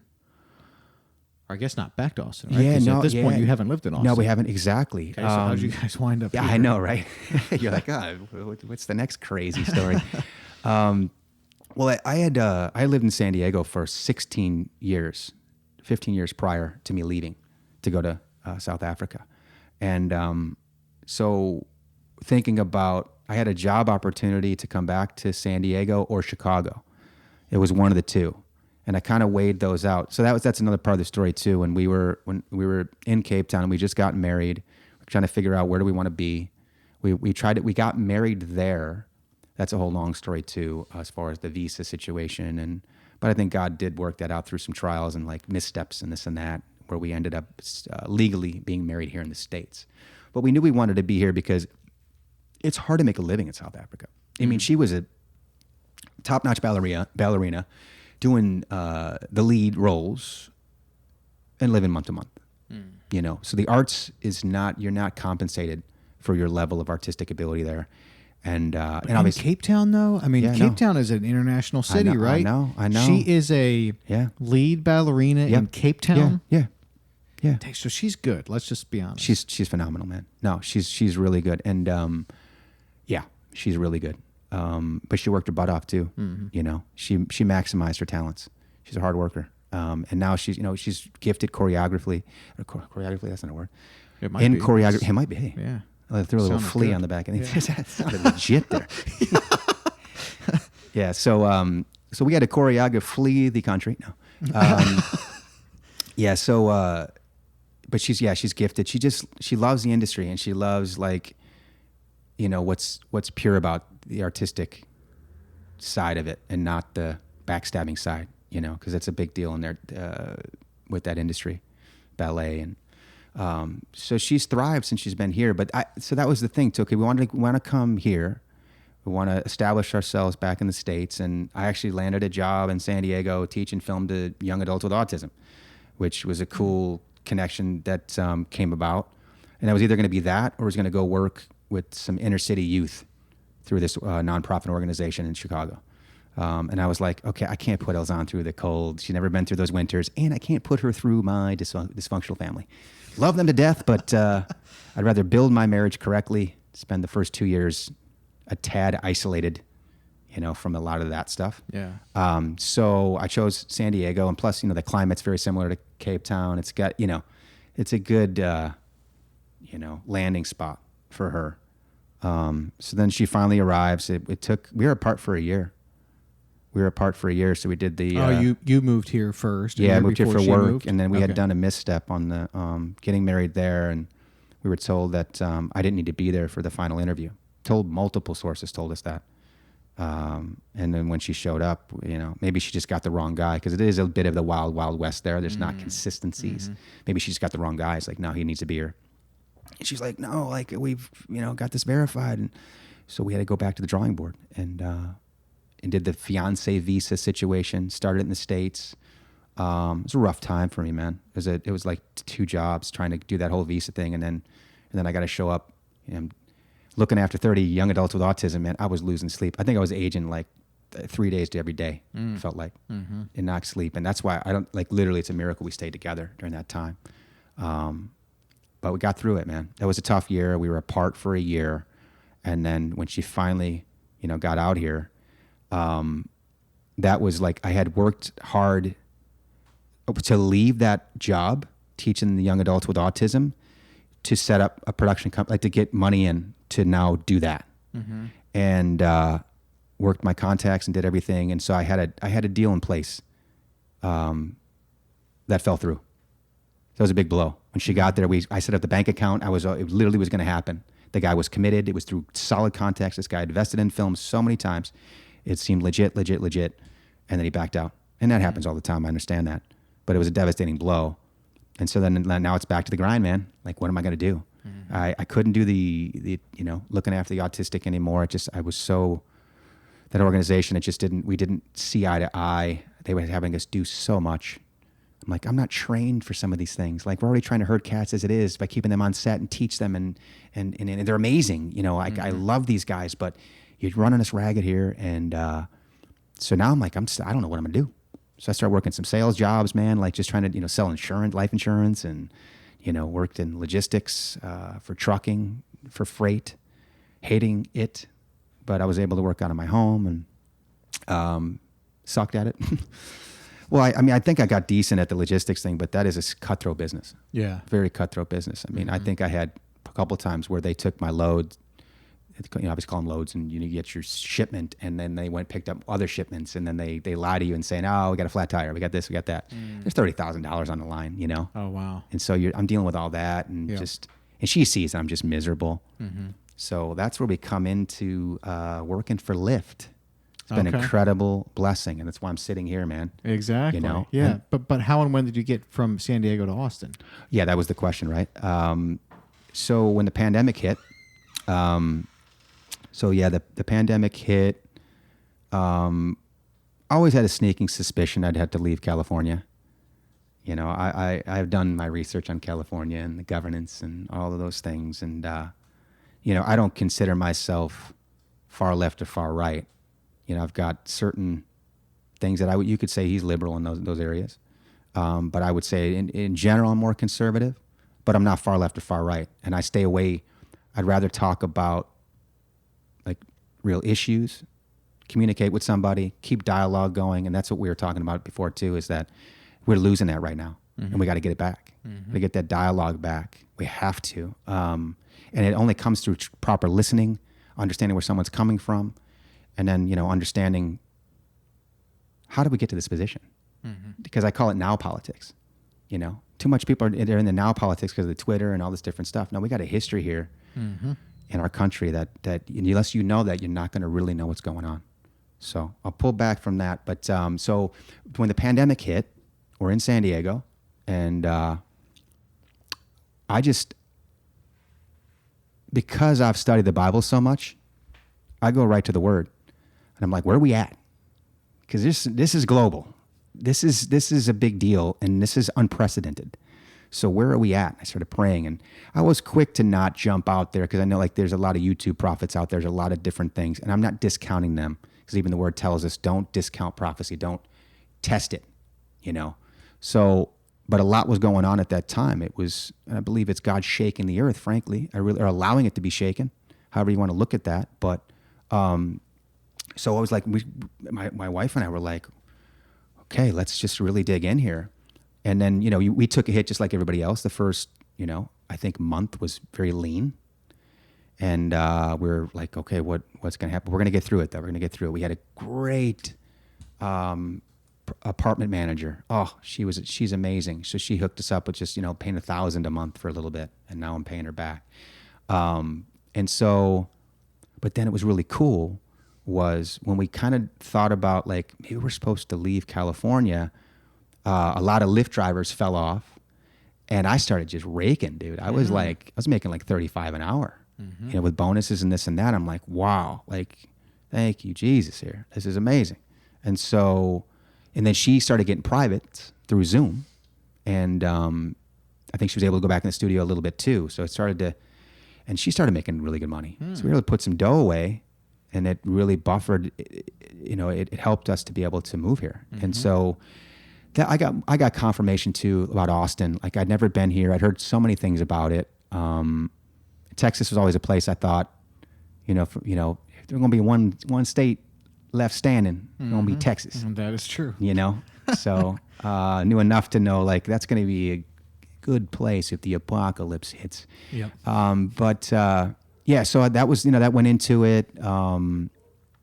Honestly, we don't believe in taking vaccines. That's frank as well. And I'm like, that's going to be probably a better place to maybe dodge that as well. And I had to think about her, truthfully. Like, I really did, because, she's on a 2-year visa and she's about to go on a review coming up here, and you just don't know about that. They could say, hey, you got to take it. And we just don't believe in it. We just don't, if other people believe in it, that's fine. But I've done my research. The 2-year visa could force her to take a vaccine? Yeah, well, because it's during review. And then for instance, that was playing through my mind, and I really believe that was, I was kind of getting that counsel from God, because I just didn't want to, I could never put her in that position, because I know she ain't going to take it. And then, would that have happened? Will that happen? I don't know. But it went into a calculated decision through prayer. That was one thing. And then another thing happened where, Gavin Newsom's deciding that, they're going to put the kibosh on Lyft and Uber right at that time. I mean, like, I needed any more confirmation. Right. And I'm like, I knew Lyft, it wasn't going to be a career, but it was helping me a lot, like, at this time, that I could stay free. I could stay active. I could stay in conversation. I could stay artistic. I could stay, in my element, because I'm not subservient to a manager, crunch the numbers, dude, get it done. I'm like, I was able to just stay myself, and it was great. So I really wanted to keep that job going so I can have my days open to edit my documentary and all that. So Austin just seemed like the perfect fit.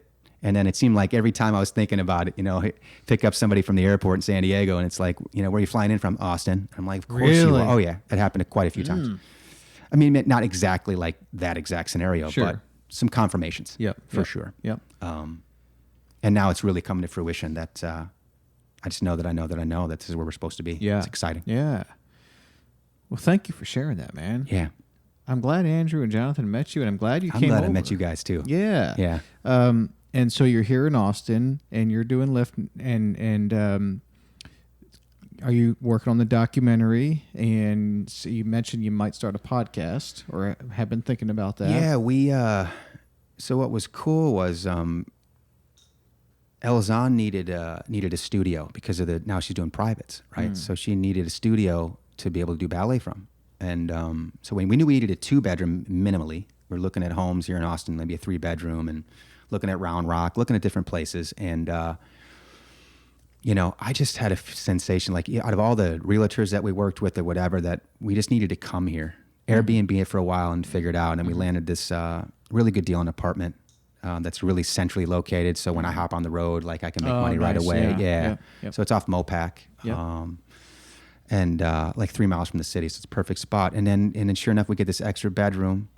And it's an apartment, so you're thinking, oh, we're going to make a bunch of noise, but it's above a garage. Oh, wow. So she can pound on the floor, ballet. Oh, okay. It happens to have a hardwood floor? Hardwood floor. Okay. Yeah. And is it smooth enough for her to do ballet on? Yeah, Because I would think, like, this one probably wouldn't be great, right? Or Yeah, it's actually, it's what are the planks? They're not actually wood. It's right. It's a laminate. Laminate, correct. It's hardwood laminate floor. Okay. is what it is, yeah. So, But it would need to be smooth, right? Yes, and it's smooth. And she doesn't do like full on like ballet, like a ton. It's not the biggest room, but she's able. Okay. She's got the, the bar in there. Oh, okay. Yeah. So she's able to teach, and she's got the Zoom set up. And Yeah. so, anyways, but we also had the plan to, set up a studio for potential podcast. Like, I'm like, let's make this a multi-purpose room, Right. So we bought some furniture and the IKEA stuff, and you kind of set Yeah. it up, and I know how to light stuff, being Sure. a filmmaker. So you backlight, you do whatever. Yeah. So yeah. Very cool. So yes, that's it's in motion here. So having met you guys, Yeah. right? It's like, You know, this is feasible, I think. Yeah, We can make this absolutely it happen. is. I mean, that's the thing about a podcast is this mic here costs $100, and if you buy them used, Wow. it probably costs less than that. This cord is $15, and I mean, I used to record at one point straight into my laptop. It's amazing. So for $150, you're rocking. You Yeah. know, maybe even less if you really want. So great. So I mean, the barrier to entry on podcasting is super, super low, and you pay $15 a month to Libsyn, and that's it. You know, and then it's just time. Yes. And subject matter, obviously. Right. So, yeah. Well, if you do start the podcast, shoot me a text and let me know what it is, and then Okay. I'll put it out to folks and let people know you're podcasting and give you some some exposure that way. Yeah, because if one podcast goes well, Rising tide raises all ships, it man. does, man. Yep. It bolsters each other. Absolutely. You know, I mean, and that's the beautiful thing about this. You know, we're Yes. in this together. Yep. You know? I have a couple buddies that have recently started podcasts as well, and I wanted them to get in to Yeah. it because I'll give them shout outs and publicity Right. through this. Yeah. And then if they do the same, that just helps each other. And That's right. it's not a piece of the pie where if you get some, someone else gets less. It's just Yeah. not like that at all. Right. So, yeah, I do hope you do podcasting. Yeah, you're very good. You have a great voice, obviously, but you're also a very gifted storyteller. Oh, thanks. You know, I mean, we were sitting here for 2 hours on the nose pretty much. And to listen to someone's life story for 2 hours and be, sit on the edge of your seat listening to the story for 2 appreciate hours, that, that's, yeah. well, obviously there needs to be a story there, right? Yeah. But also then you have to be able to tell the story in a compelling Yeah. and interesting fashion that's articulated really well. And you're really good at that. Oh, thanks, So I man. think you've got the chops for a podcast, whatever you decide to do. I there. appreciate that. Yeah. That means a lot. I find myself, we can all be self-sabotagers. You know, we can always Oh, be yeah. our own worst critic and worst Absolutely. enemy. So as I'm telling the story, you're like, gosh, should I really tell that story too? That's going to once again come off like, who does this guy think he is? Yep.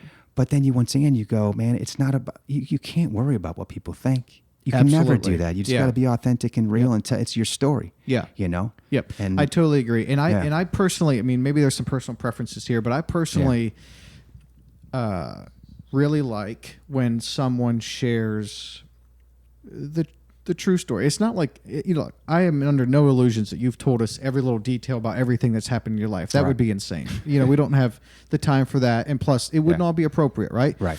But sharing some things where it might be easier to gloss over or whatever. The problem with that is when you gloss over stuff or you want to cut out certain things, is then we're hearing a story of you that's not actually you or the story. You know what I mean? And then someone thinks, well, that's how it worked out for him. Right. So that's maybe that can work out that way for me, when actually that's not how it worked out for you. You know what I Right. mean? Like if you gloss over certain things or whatever. So I really appreciate when people kind of err on the side of authenticity. Yeah. And being genuine, because not again, you have to be appropriate, of course, but just because I think I wouldn't be doing this podcast if I didn't Yeah. intend to learn from people, and if I didn't think that other people could learn from the people they hear from as well. Yeah. And so when you start to gloss over stuff, you pull stuff out of the story, what they're learning from is not really the true thing. And Yeah. now they're out there with this misconception on how this has worked for a certain person. Right. And they think maybe it can work for them when it's not actually how it worked for them. Yeah. You know what I mean? Yeah. So,